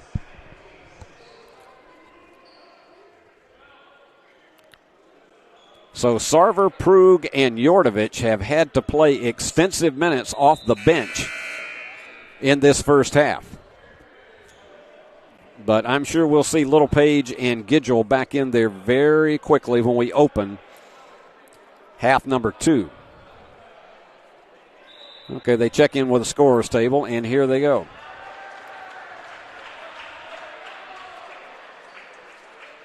And so the 7th team foul is going to send Parks to the line.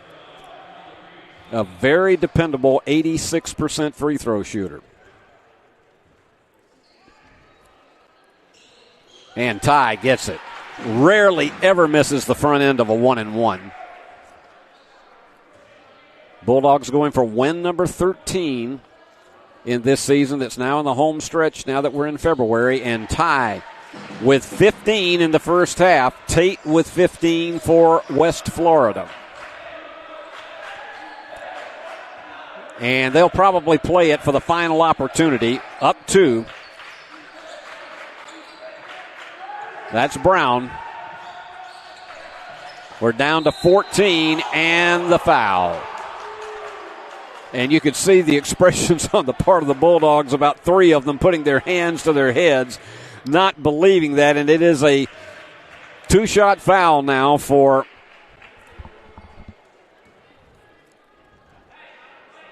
Rutatica. He is an outstanding, he's actually their highest percentage free throw shooter, the young man from Rwanda. He's a freshman. He goes 6'9" out there, and so he can really deliver when you need him. And you knew he was going to get that friendly roll. So timeout is called by, we're going to keep it right here. West Florida is going to take a quick timeout to discuss strategy on defense as the Bulldogs go for their last opportunity of the half, trailing 40-36. Union got out to a lead 14-9. And then just little by little, the West Florida team started pecking away. Biggest lead was 36-29 for the Argos.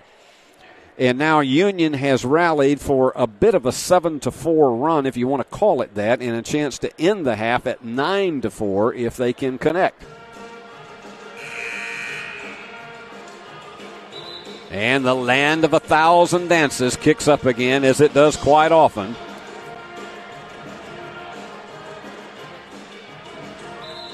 Dave Niven issuing instructions as to who is supposed to get the ball, who's supposed to cut, and what kind of play he wants to see here in this final 13.6 seconds. Saturday afternoon back here, 1:45 is the airtime. Union and Valdosta State in what is on the BallGame Blitz Sports Network. Powered by Worthy Road Studios. Now, Union cannot waste a lot of time here, and you're seeing Johnson with a very slow dribble, so this is going to have to be quick. On the inside to Ty Parks. What a play was designed and dialed up. It was so deceptive. It looked as though Johnson was just going to whittle away all of the time remaining, and then all of a sudden Parks got behind everybody and manages to tap it off the bank on the glass. And Union cuts it to 2 at halftime, 40-38. So that was definitely a barn burner as we ended the first half of play. Let me give you the scoring totals and show you where we are at. It is for West Florida, Latrell Tate with 15 points. He's 6 for 10 from the floor, and he's had 3 3-pointers. He's their leader. And DeHart, who's another tremendous ball handler, with 7. Matthews with 8. Over for Union, Ty Parks with that closing bank, 17 points that he has, and they've needed all of them. He's 5 of 6 from the floor, 3 3-pointers. He's hit all 4 of his free throws, 4 rebounds, 3 assists. He's leading everything for Union because Gidgel and Littlepage have been on the bench in foul trouble. 8 points for Jalen Johnson. He's had a 3-pointer as part of that and a couple of rebounds himself and 3 assists. And 6 for Dujan Jordovich, including a couple of really beautiful hook shots that he has delivered. And so Union trailing 40-38, but you got another 20 minutes of action to go, and we'll see what happens when Gidgel and Littlepage re-enter the court. Well, tonight we're going to go a little bit further and go in depth with Coach Dave Niven about how he plots strategy during a game and how you look at different things about zone defenses versus man-to-man defenses, how you play them and also how you attack them from your opponents. I think you're going to find this really insightful as we visit with Coach Dave Niven here on our halftime show after these messages.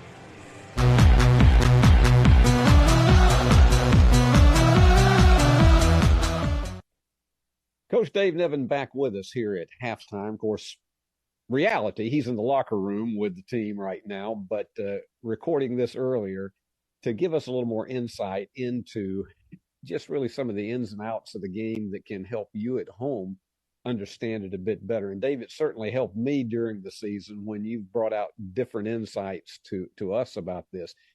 One thing that you mentioned when we talked between games is facing a team that sometimes will go zone and then in defense, and then they'll go man-to-man when, say, maybe they miss a shot. How difficult is that for a team like yours to be able to adapt to changing defensive styles? It shouldn't be difficult as long as, you know, the principles of our offense are pretty much the same against the zone as they are man. We really value ball movement. We value player movement. We value getting the ball inside. There are certain things that we're looking for every possession. And if we get these things, we feel like it's going to lead to a really good shot. So we like to get swings. We like to see the ball move from side to side. We like to get paint touches. So we like to get the ball inside the paint, whether that's off the pass, post feed, or hitting a cutter, or whether it's off the dribble, driving it in there. Either way is really good against man or zone. We like to get post feeds. We like to get fouls. So anytime, even if it's not a shooting foul, we can put enough pressure on the defense to get them to foul us. Those are good things.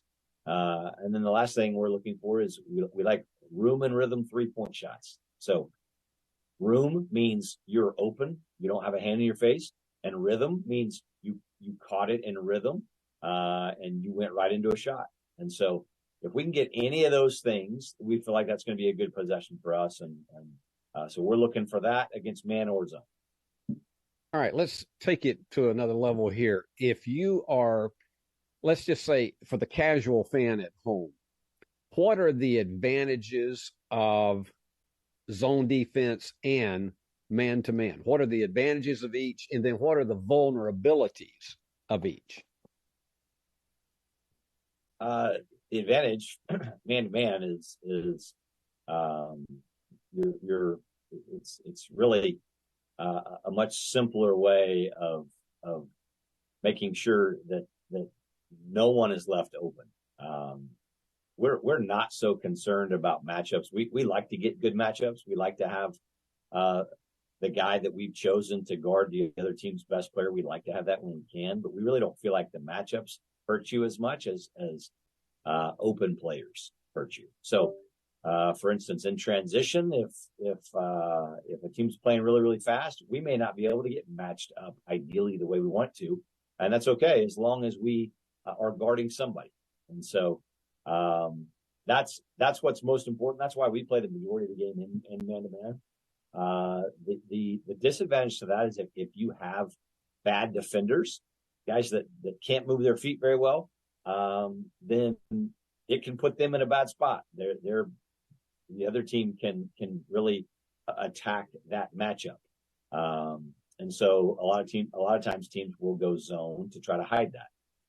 It is more difficult. The help defense is more, you're more certain where the help is going to be.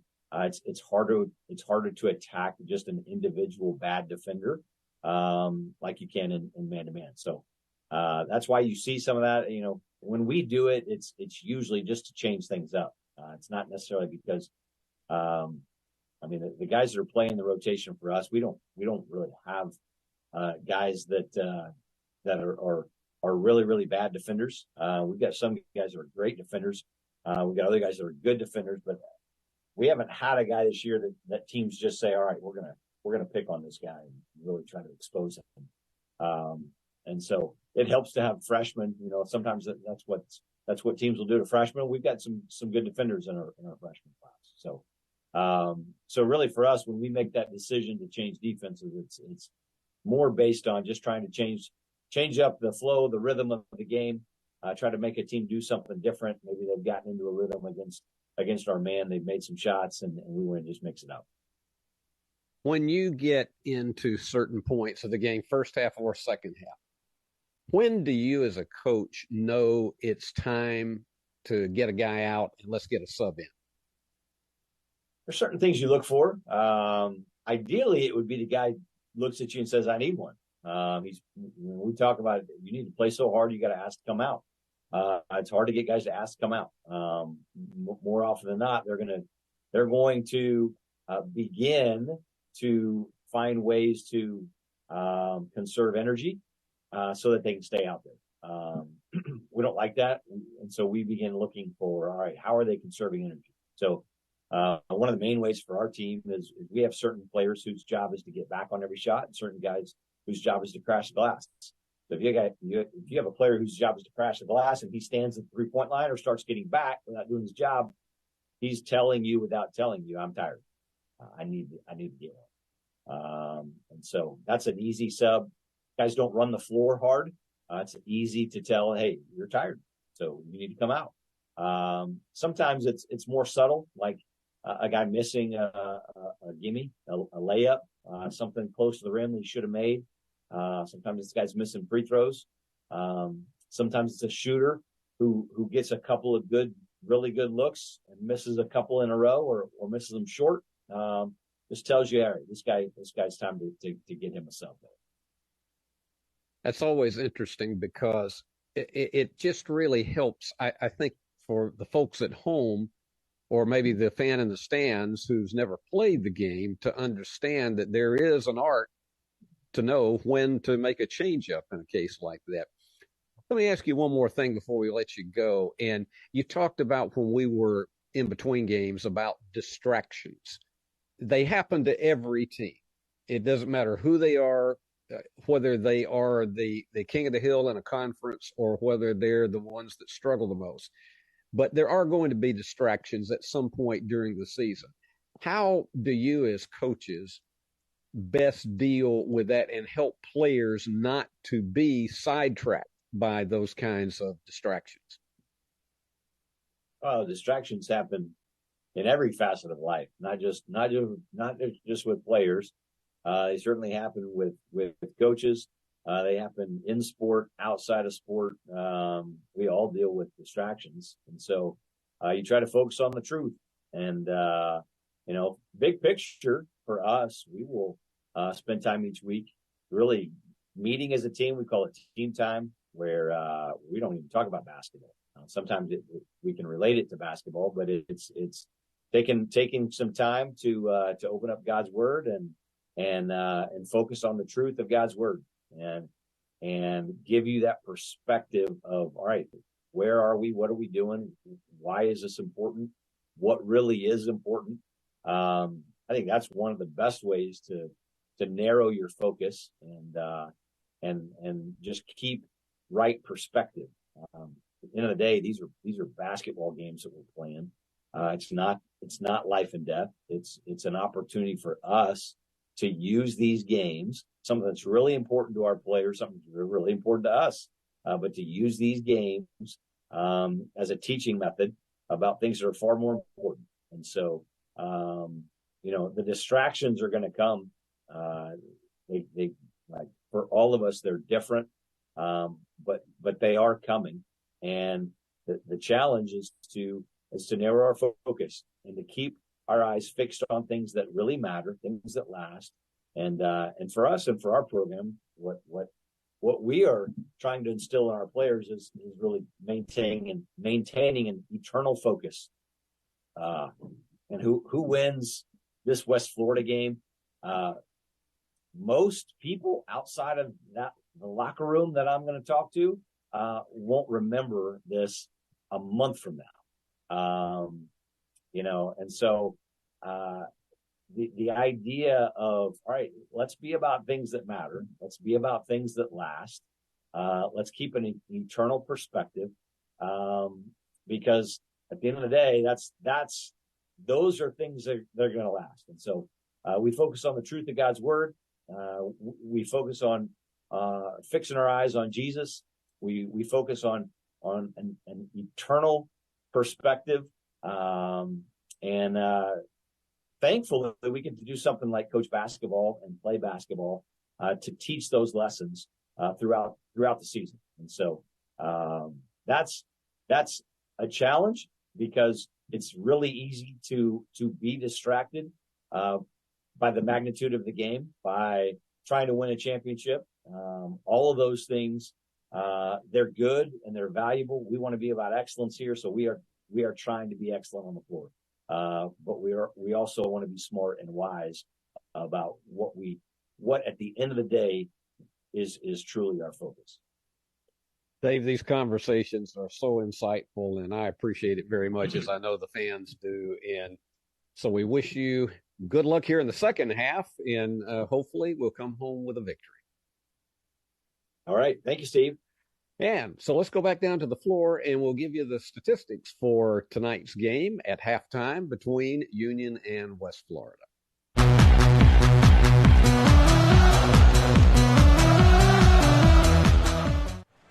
Well, if you told us that Union was playing only 3 minutes with Bo Gidgel and 11 minutes with Jeremiah Littlepage in the first half, I would have told you they'd be way further behind than 2. Let's look at the tail of the tape with our halftime statistics brought to you by BallGame Blitz Sports Network, powered by Worthy Road Studios. Union, look at these categories here in shooting. 54% from the field, 14 out of 26 for 54% to 48 for West Florida. Union has scaled back. They were a lot stronger earlier in the first half, but 36%, 5 out of 14 in three-pointers. West Florida, 4 out of 10 for 40%. Union has hit all 5 of its free throws. West Florida, 6 out of 8 for 75%. Bulldogs with the edge rebounding, 17-11.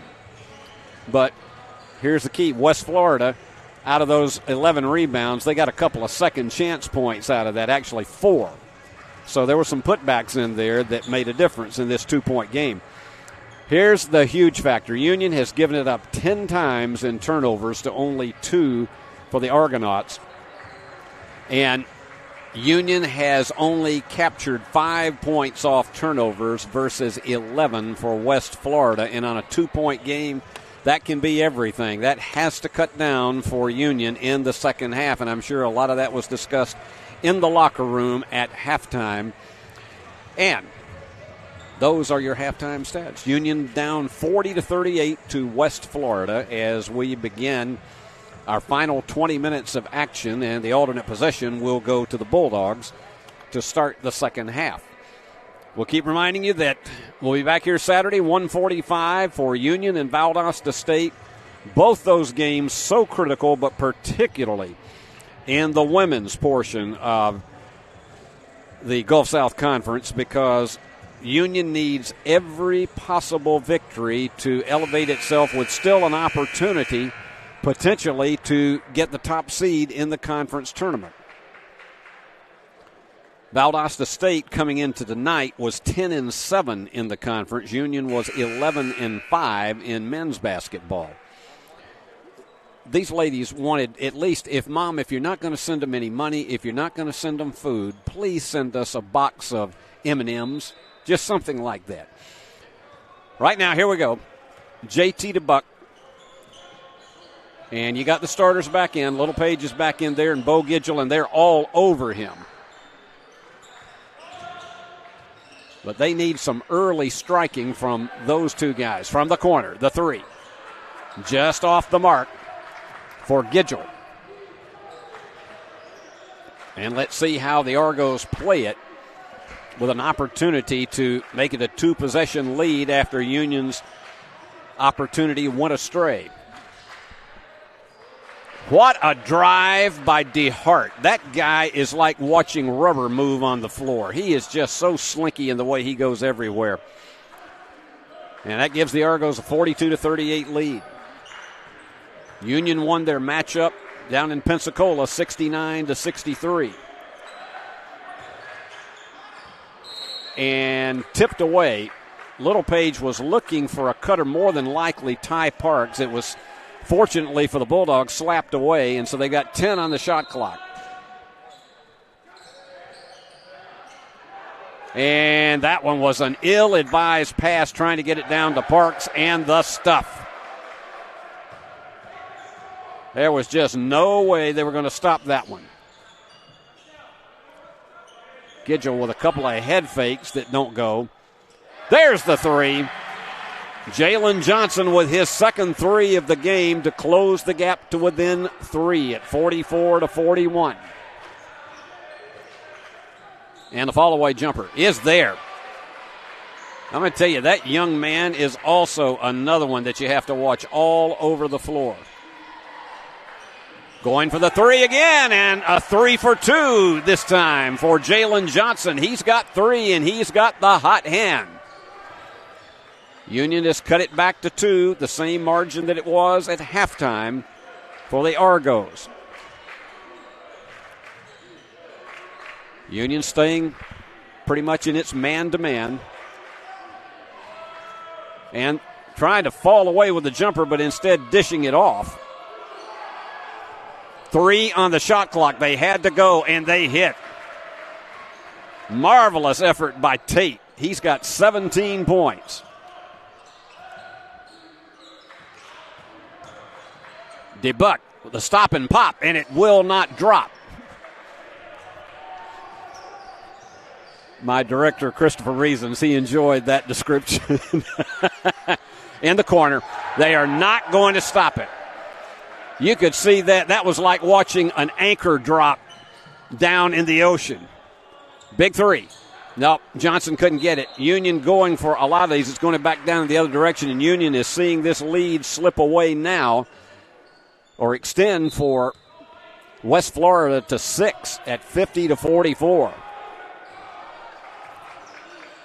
They slow the tempo. We talked about dictating tempo being a huge factor in this game. And Union has 7 3-pointers, which sometimes is not the case when you're this early in the second half. And the three is there, beautifully navigated for Sofield. He has 11 now, and it's a 9-point game. That is the biggest lead of the contest for either team. Inside for Littlepage. They pick him up quickly, and Union loses it again. That is turnover number 12.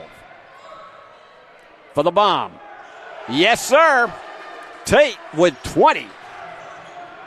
It is a 12-point game, and the Argos are playing with utterly no fear whatsoever, and Dave Niven says we got to talk this one over. 16-18 left. Union down 56-44. Back after we scoop for the loot. The BallGame Blitz Sports Network by Worthy Road Studios. With over 750,000 views in 2022, we are where you need to advertise. Please subscribe to our Worthy Road Studios YouTube channel and join the other 4,000 subscribers watching local sports, including Union University, USJ, TCA, Jackson Christian, and Peabody. Our multi-camera broadcasts include slow motion instant replay, on-screen scoreboard and graphics, and professional announcers. Thanks to our sponsors who make it all possible. BallGame Blitz Sports Network by Worthy Road Studios, the premier sports broadcast network in West Tennessee.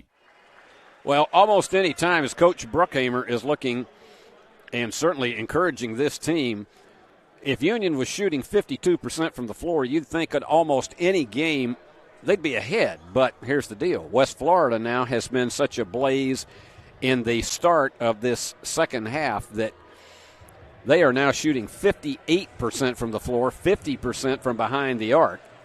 And they have also forced 12 Union turnovers, leading to 16 points.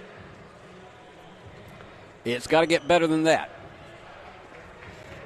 16-18 remaining, and Dave Niven had no choice but just to take a break here, now trying to encourage them to get refocused. They've doubled down very hard on both Gidgel and Littlepage, both of them with 2 fouls, DeBuck with 2. On the other side, DeHart has 2, Tate with 2, and Weatherspoon with 2. But something needs to happen for Union on this possession because they are already finding themselves 4 possessions down. They're all over DeBuck. Littlepage in traffic trying to get an opening, and he tried to dish it out. And finally, Gidgel. That was not really the way the play was designed, but they'll take it.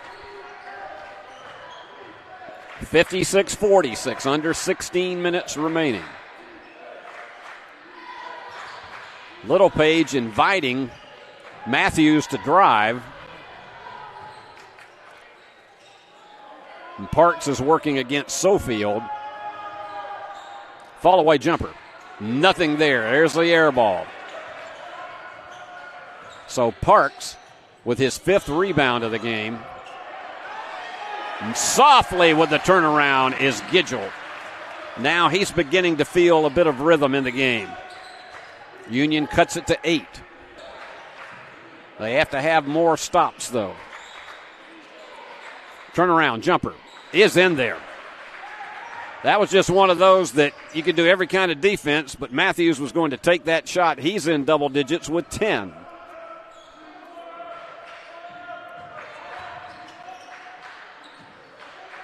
DeBuck for the 3. No, way short. Just did not have enough power on that one. And now a chance to go for a big bomb again, and it is there. What else can you say? And Tate is feeling it. 23 points in this game, and it's back now a 13-point margin. And on the inside, Littlepage is fouled, but it's not going to be a shooting opportunity because he was trying to dish it off. The foul is charged to Matthews, his second. And we have our first media timeout. A little less than 14 and a half to go. West Florida on top of Union, 61-48. We realize you have a busy lifestyle. And at the Bank of Jackson, we're here to help you fulfill all of your financial needs, personal and business loans, mortgages, online banking and bill pay, and so much more. Serving the Jackson area for 25 years. The Bank of Jackson, your down-home community bank. You belong here. Member FDIC, Equal Housing Lender. And some of the fans who have stayed with us here for this men's game, I guess most of those guys and ladies do not have an exam tomorrow. Or if they do, they don't care. They haven't studied to this point. Stephen Aldridge checking his camera and making sure that he gives instructions to Cowboy Curling on when to make his next appearance. 14 and a half remaining here, but Union did not get out to the second half start that it had hoped to do with Littlepage and Gidgel back into the game, and it has been a 21, I'm going to get my math straight right, 21-10 run for the Argos, who led by 2. Mark Campbell, very happy with the performance of his Lady Bulldogs tonight as they just ran roughshod over West Florida 88-62. And Littlepage, he's just seen the double team, and Union just tossed it away. They had no choice but an over and back, and that is 13 turnovers now for the Bulldogs. That is the last thing you wanted to see coming out of a media timeout. And this is just one of those games that in this second half, it just seems like the Bulldogs, even though they started out with some decent shooting, it just looks as though they're completely out of sync now. There's just not a rhythm or a tempo in this game, and that's one of the things Dave Niven talked about in our visit here at halftime, is that some nights the rhythm is, that's traveling. And he's trying to argue otherwise, but Tate's not going to win that one. Yeah, he jumped up, looked as though he was going for the shot, and then tried to change his momentum, and that was traveling, no question about it, even though he still doesn't think so.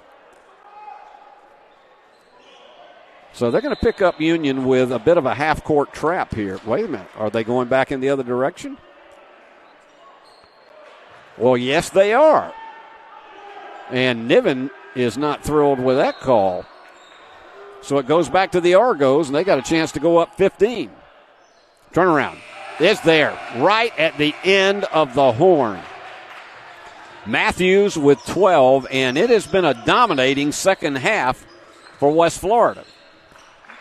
Union better crank the engine soon from the corner, the 3. And again, iron was unkind. Big bomb.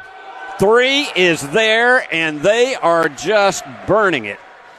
Sofield with 14, and they are now 57% from behind the arc. And in just 6.5 minutes, Union has gone from 2 down to 18 down. Bulldogs will play it on the side. Second team foul against the Argos.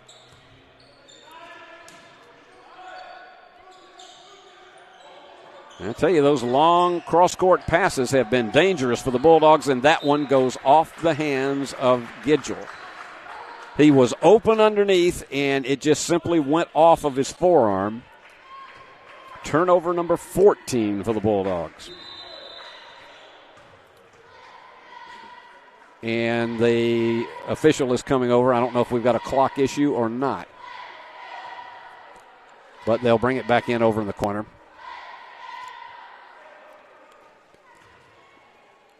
For the Bulldogs, it's not over by any stretch of the imagination, but they're going to have to start getting some stops and convert opportunities fast.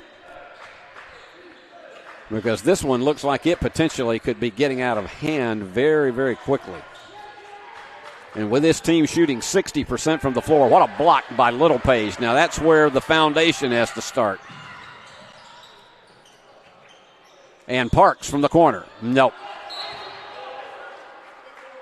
Gidgel up for the rebound and the foul. They'll play it underneath. That one is charged to Tate. That will be his third. And he's their leader with 23, but I don't think there's any intention of bringing him out of the game right now. Almost a steal once again. And from the corner.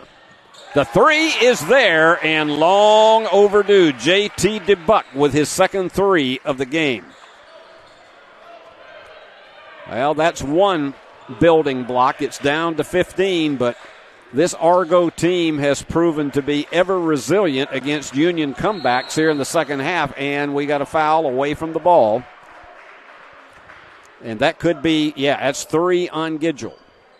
But I don't think Dave is going to take a chance on bringing him out at this stage. He's got to have all of these guys every way possible here down the stretch.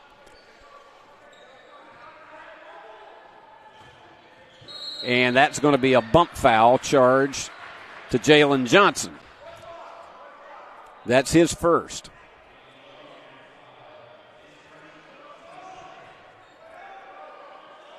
So back underneath. Union has committed 2 fouls in this second half.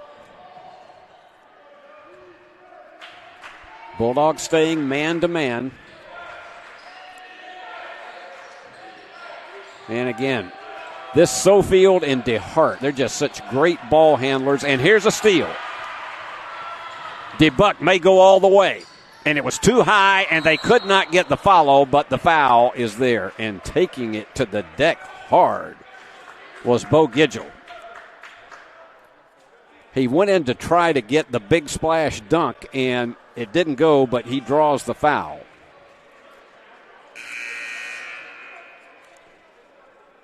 So he'll go to the line for a couple. Bo's been held to 4. He only played 3 minutes in the first half, and we have timeout. 11:54 remaining. Union still trailing 66-51. Championship DNA. That's what you find at Jones Chevrolet at Three-Way. A full line of new Chevrolets plus West Tennessee's largest used car inventory. State-of-the-art service work and pre-approved auto loans online at JonesChevroletHumboldt.com. Shop with a winner. Jones Chevrolet at Three-Way. The most important benefit when you buy from Jones Chevrolet at Three-Way, peace of mind. Jones Chevrolet's warranty forever comes with every qualifying new and pre-owned vehicle. Powertrain coverage for as long as you own your vehicle. Find out more at Jones Chevrolet in Three-Way. Look at this fellow. Yeah, he's a happy guy. Potentially a future Bulldog. But right now, for Dave Niven and his brain trust, they have got to come up with some more answers that just have not been readily available here in this second half. Union trailing only 40-38 at halftime. And it has been a 26-13 edge. I think I got that right. Yeah, a 26-13 edge for West Florida here in the second half. There you go, our security people who do such a terrific job here each and every game. And I'm telling you, she's getting with it here. We've had some interesting performers in our game tonight. One of the camera operators now here in this men's game is one of my former students and a great, great volleyball player here at Union, Alyssa Tatch. She's in graduate school here now. And Bo connects. They need everyone they can out of him. He is a 60% free throw shooter. You don't usually expect him to get both of them, but he did. They'll take it. 66-53. Union with 5 unanswered points, but they need 10 or 15.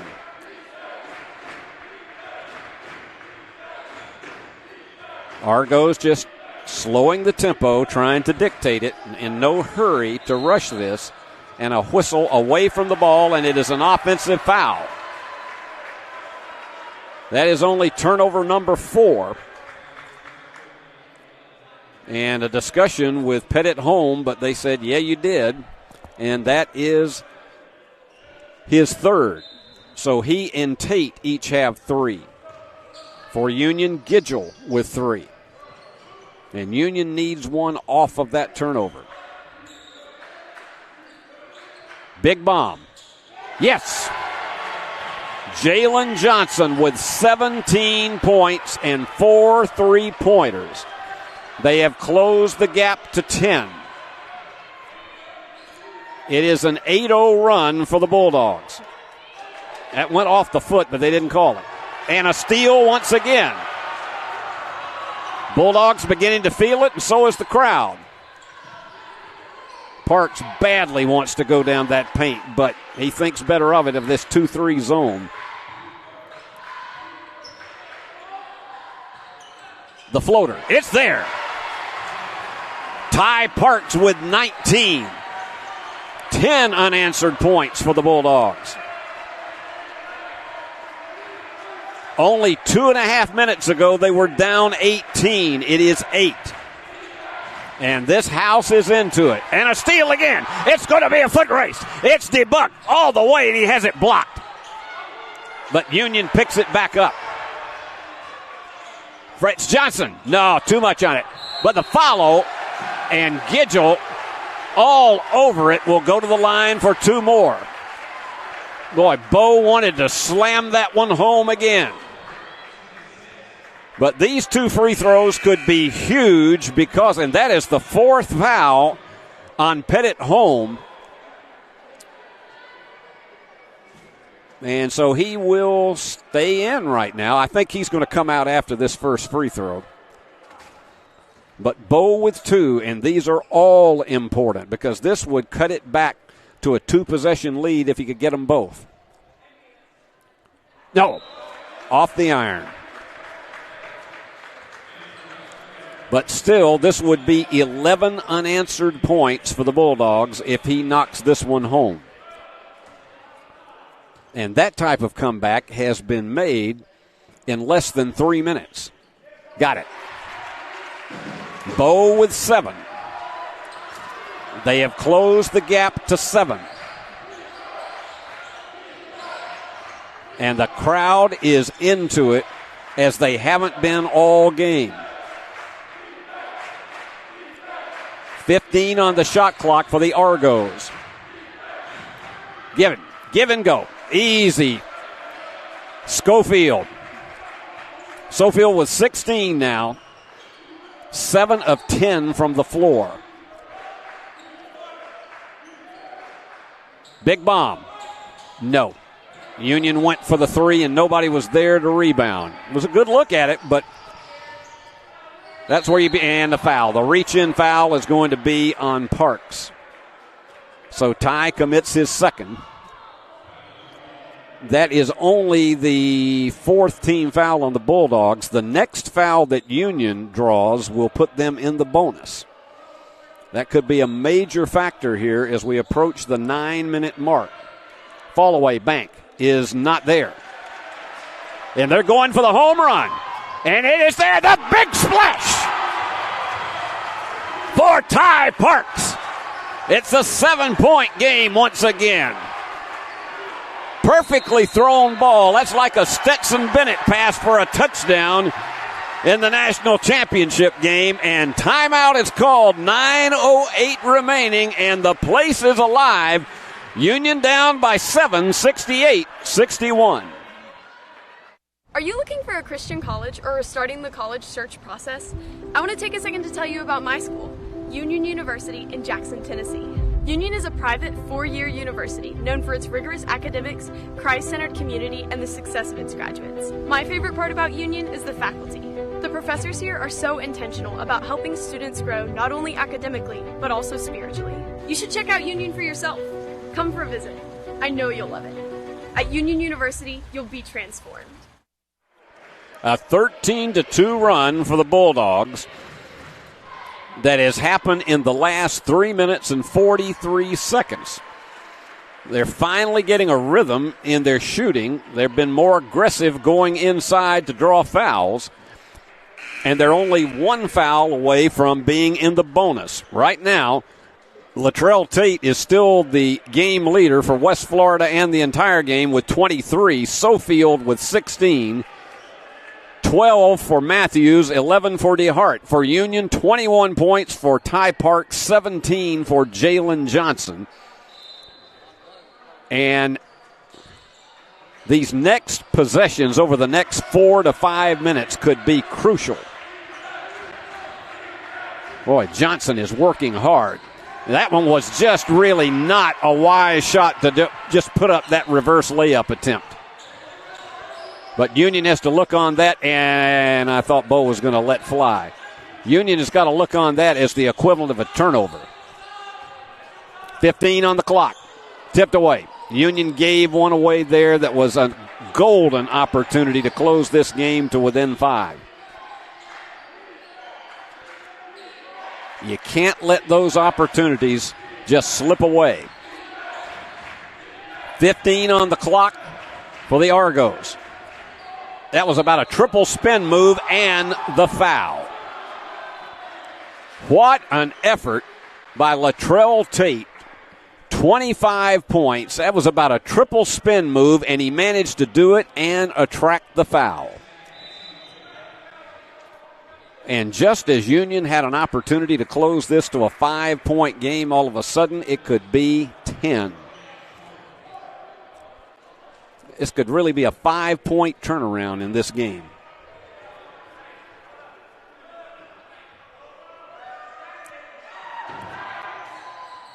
Tate delivers as you figured he would. Yordovich is going to come in, and Littlepage, who has gone all the distance in this second half, is coming out. They're going to have to get it into Parks more and try to let him create. Ty is directing the traffic. Parks is behind 2 defenders, and now he comes back up front. 10 on the shot clock. Right down the lane, and he missed the layup. Oh, my heavens. Oh, Jalen Johnson had a perfect ticket. There was no way they were going to stop that one, and the layup did not drop. 7:40 to go. Going for the bomb. No. And it's right back into the hands. Block. And Union controls it. Excellent by Gidgel. It's a 3-on-2, and Yordovich with the basket as they close it to within 8. Trying to keep the crowd in the contest, but they've got to have more steals or more stops. Offensive foul. Perfect position by Yordovich.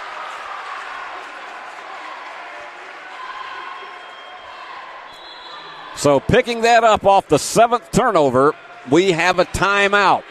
Union still down by 8, but we got 7:12 to go. Stay with us. The BallGame Blitz Sports Network by Worthy Road Studios. With over 750,000 views in 2022, we are where you need to advertise. Please subscribe to our Worthy Road Studios YouTube channel and join the other 4,000 subscribers watching local sports, including Union University, USJ, TCA, Jackson Christian, and Peabody. Our multi-camera broadcasts include slow-motion instant replay, on-screen scoreboard and graphics, and professional announcers. Thanks to our sponsors who make it all possible. BallGame Blitz Sports Network by Worthy Road Studios, the premier sports broadcast network in West Tennessee. The big question you always ask, Union still trying to climb the ladder. Do you extend and expend too much energy trying to get back within range of the lead and you don't have enough left for the finale? We'll only know that 7 minutes and 12 seconds from now. But this West Florida team has certainly been resilient, and they have been a much stronger unit. As we told you to start with, this 7-10 record in the conference is very deceptive because this ball club has been in a lot of the games that they have lost. Union still shooting 50% from the floor, but West Florida 56%. And the Argos 53% in three-pointers, 8 out of 15. Union is cooled off to 9 out of 25 for 36%. Union the edge in rebounding, 25-20, but they have committed 15 turnovers to only 7 for the Argos. Union with it and a chance to cut it back to a 2-possession game after that offensive foul that was beautifully drawn by Jordovich. And he's all over it. Parks thought about the three. The jumping floater is there. That's the kind of thing Ty Parks gives you that so many players can't deliver. It is a 6-point lead now. A stop and a basket at the opposite end. You might see this place start erupting. Bomb for the three. Yes. That was one where DeHart was wide open, and he had 14 now. And again, that's a momentum killer for Union. Trying the answer shot was just nothing there. Gidgel, not even close. And just like that, after closing it to within 6, it could be 12 at the end of this possession. And they're not in any huge backdoor. That reverse layup, they got behind 2 defenders, and this Sofield has been amazing tonight with 18 points.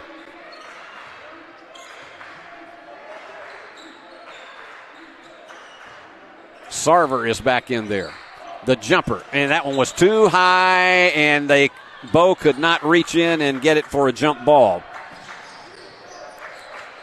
And we might be seeing, with this possession, if they nail this one and go up by 5 possessions, we might be seeing the air out of the tire for the Bulldogs. 9 on the shot clock. From the corner. Yes, sir. DeHart with 17. They are 10 of 17, better than 60% from behind the arc. And the turnover. It looks like this one is just about to go by the boards for the Bulldogs. I know we got 5 minutes left, but you got to have so many stops and so many times to capitalize off those stops. And less than 5 minutes, the way this tempo has been in this game, it is just not looking like it's going to happen.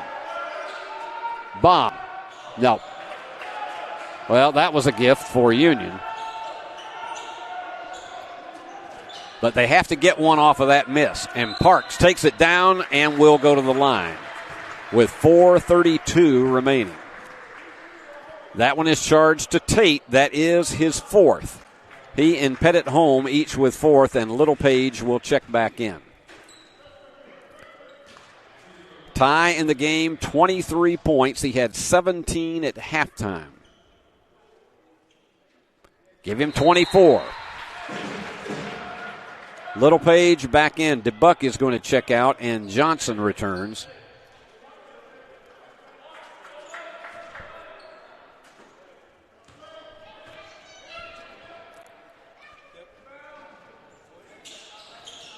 $79-67 on that friendly roll. Ty with 25, Tate with 26 for West Florida. Union had closed this to a 6-point game at 71-65, and all of a sudden an 8-2 run for the Argos. The jumper right there. This team just seems to have the wheels greased for them. Tate with 28. And we're under 4 minutes. Lady Bulldogs, and probably their best performance of the season, won 88-62 in the opener. The three is there for Johnson. What a night he has had. 5 3-pointers, 20 points on what is his finest night as a Bulldog. But there just may not be enough time left to climb the ladder enough. And it goes back to the Argos with 14 on the shot clock, and we've got our final media timeout. Union trails at 81-70. Is a miracle still there? We'll find out after this.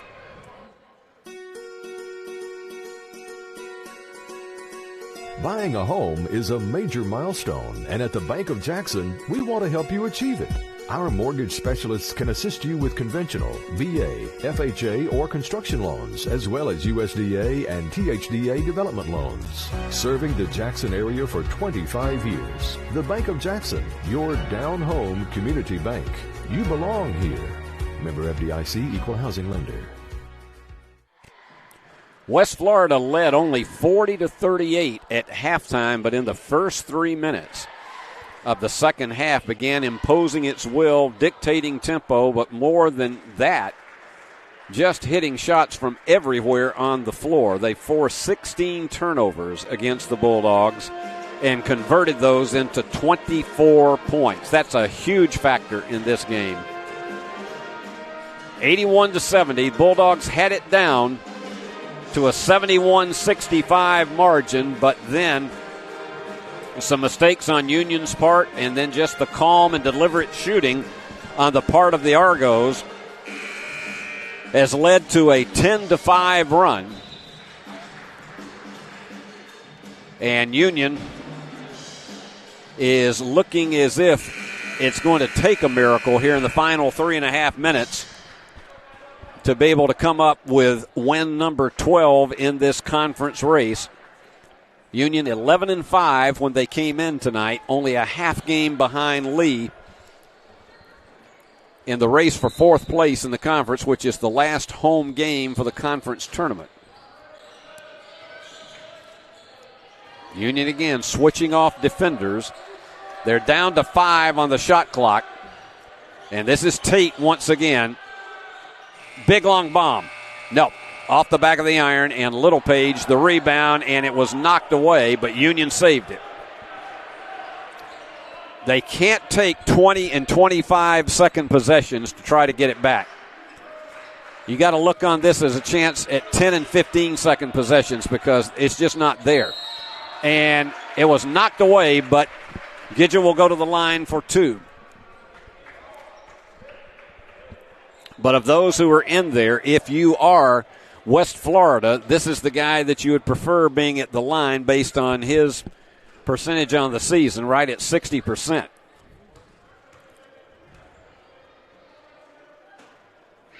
And again, off the back of the iron. You need those when the clock is stopped, and at 2:53, it's just not happening. Got the second of 2 to close it to 10, but it is still a 4-possession lead. Union in the press. The gamble you take with that is potentially leaving somebody open in the backcourt. They get back to pick it up. But they're going to be in no hurry to shoot. 15 on the shot clock. They'll take every possible moment they can before they let fly. 2:30 to go. There you go. Back door. That's how you do it. You finally work 20 seconds off the clock, go back door, and Union down by 12. Parks. And a big bomb. Nope, not there. Union just in too much desperation. The rebound coming off to Weatherspoon. And they're just going to take it easy as we are under 2 minutes. And it has been really a team second half on the part of this West Florida game, about as ideal. And there you go again. Wide open underneath, and Weatherspoon with the stuff. I don't think anybody in the house tonight thought that after Union won down in Pensacola that this was going to be a double-digit defeat, and the turnaround left-hand layup is there for Littlepage.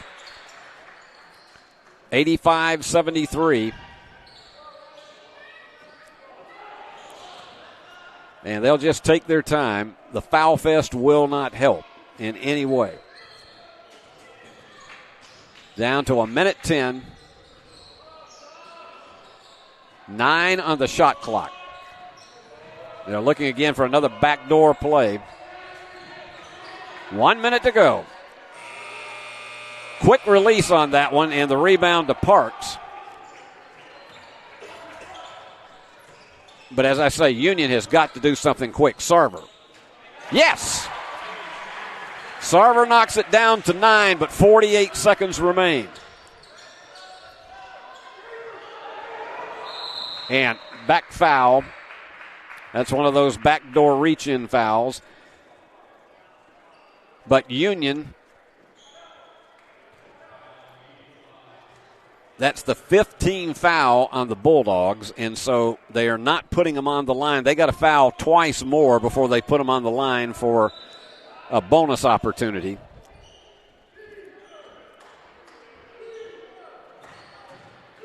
Parks working against Sofield.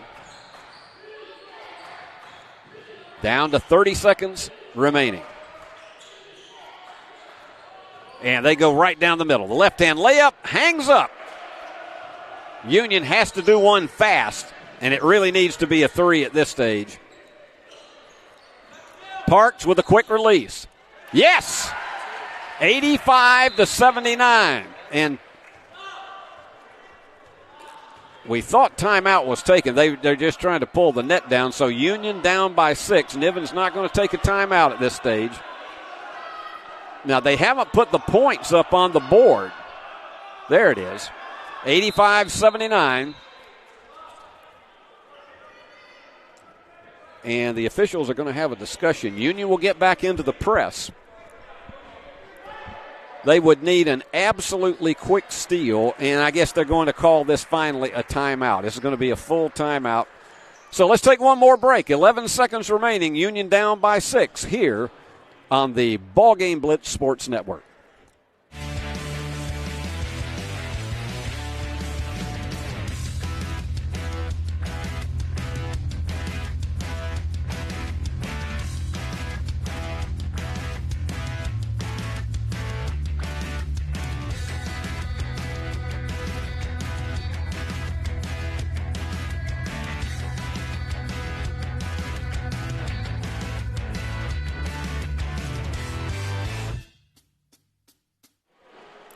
Union will go into the press, trailing 85-79, 12.8 seconds remaining, and they still have one foul that they have to give before they would put this West Florida team on the free throw line. So they really have to go for a steal. And let's see how the Argos play it. Union in that press trying to bother them. Had to hurry. And double teaming and timeout call by West Florida. We'll keep it here. 10.4 seconds remaining. They've still got to navigate it down the floor. And again, this would be the miracle of miracles if Union were to somehow get 2 steals and 2 threes and tie this thing. Bulldogs just got too far behind when they fell back 66-48. They have made a 31-19 comeback, but the ladder was just too high to climb in all likelihood. Bulldogs were down 40-38. They led early in the game, 14-9, and led most of the first half, and then trailed 40-38 at halftime. But it was that first 5 to 6 minutes that really turned the tide in the favor of UWF.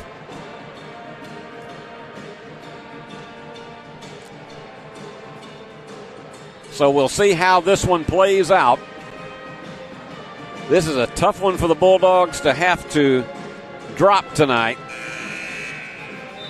They came into the game a game and a half ahead of Valdosta State in the conference standings, who they will play Saturday, and we'll have the game for you right here on UU Athletics, E Plus TV6, EPlusTV6.com, and on the Stream On app on Roku. So Bulldogs have everybody up front to see if they can get a miracle steal. And they're going to go into the stack formation and try to get somebody to sneak in from behind. And they get the quick foul, but the problem is you lose another 2 seconds on that. The foul is the fourth on Gidgel. And so this is, if they get this one in successfully, this is going to be the one that would put West Florida on the line, with the hopes, if you're Union, that you would miss the front end of a 1-and-1. Now let's see what happens. Yeah. An offensive foul, which is the last thing that Coach Bruckhammer would have been looking for. So Union picks it up off the turnover here. That rarely ever happens in a situation like that, and they're going to call a timeout. We're going to keep it right here. With 8.2 seconds remaining, the best thing that you could hope for is possibly to get it into the hands of Johnson or Parks, because they have been your big three-point shooters tonight. Johnson has hit 5, Parks has hit 4. So between the two of them, they've had 9 of the 12 three-pointers that Union has delivered tonight. But it has to happen, really. You have to say no more than 3 seconds. It would have to be no more than 3 seconds. Now, Union is in a double bonus, but that really doesn't matter. That's almost meaningless at this stage of the game, because they've got to have 2 threes. But if they could get one in, say, with 5 seconds remaining, there would still be the slimmest of hopes for the miracle at the Fred tonight. I am not suggesting that anybody go to Las Vegas to try to earn anything off of that. 8.2 seconds. And it will be Johnson to toss it in. He's got to hurry. Gidgel for the 3. No. And they scramble to pick it back up, and they're going to use so much time, nobody's going to get it. So the play did not work, and Union, despite a gallant rally late, falls to West Florida 85-79 on a night that in the second half it just didn't happen. It almost played out the kind of thing that Dave Niven was talking about in our halftime interview, about the fact that rhythm and tempo have to be there. And in that second half, most of the time, it wasn't for Union when they fell behind by 18. That was pretty much it, and they spent most of the second half trying to climb that come-from-behind ladder that just didn't happen. The games, well, we had 2 guys that had 28 points tonight. For Union, Ty Parks with 28. He was 9 of 12 from the floor. He had 17 in the first half, 11 in the second, and was 4 out of 7 in three-pointers, perfect from the free throw line, 6 out of 6, 7 rebounds, and 5 assists. Tremendous effort for Ty, no question about it. Jalen Johnson, his finest night as a Bulldog, with 20 points. He was 5 for 12 in three-pointers, and he added 6 assists tonight and 4 rebounds. They were the only 2 in double figures. Another big factor in the game was so much of the first half the Bulldogs were playing without Bo Gidgel, who was held to 8 points, and Jeremiah Littlepage held to 6, because they both got in foul trouble. Both of them had 2 fouls. In fact, Gidgel sat on the bench for 17 minutes of the first half, and you don't have those players. It creates a real difficult issue for you across the board. So that was the problem for Union, and even with them out of the game, they were only down by 2. It's when they had them back is when the complete changeover came in the second half. You had 4 West Florida Argos in double figures, 14 for Wendell Matthews. He was 6 of 13 from the floor. He added 4 assists in the game. And then 17 points for DeHart, who had an outstanding first half. He was 7 of 13 from the floor. He added 3 3-pointers, 2 rebounds, 4 assists, and 2 steals. 18 points for a guy that I just particularly in the second half was so impressed with, the guy from Jackson, New Jersey, Daniel Sofield. And look at these numbers for him. 18 points. He had 2 3-pointers and a couple of those in critical situations. 6 rebounds, and he had 2 steals and an assist. Terrific night for Sofield with 18. But the guy who is their leading scorer and the one that just delivered across the board, 11 of 15 from the floor for Latrell Tate. And he was 5 out of 7 from behind the arc. 6 rebounds, 3 assists, a steal. He fouled out of the game late, but what he delivered when he was there was just unbelievable.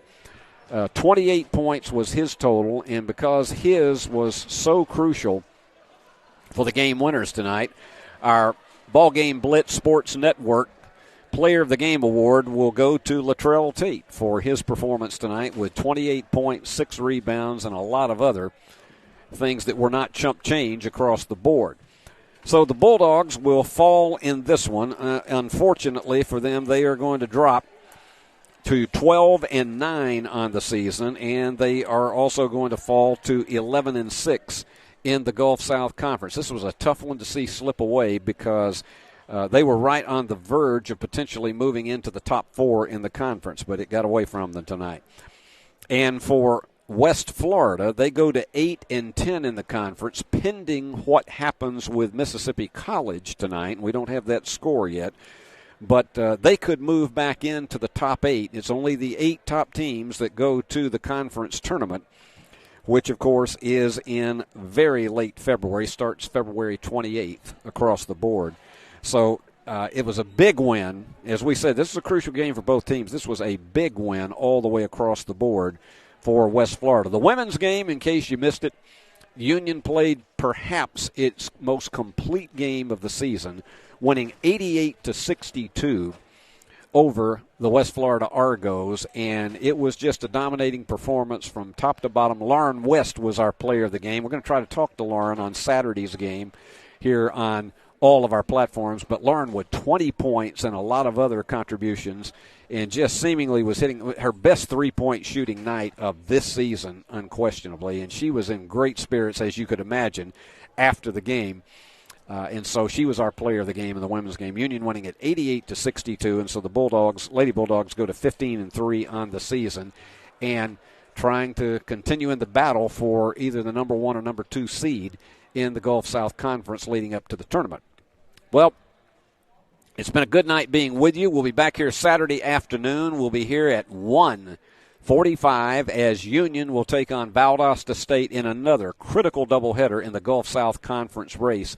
We hope all of you will be here in person, but if you can't, be with us live right here on ePlus TV6, on uuathletics.com, as well as the Roku app Stream on your Roku set. So let's show you the people who made this possible tonight. And across the board, Adriana Bolin, Eric Inman, my good friend Alyssa Tatch, and Paul Schultze on cameras.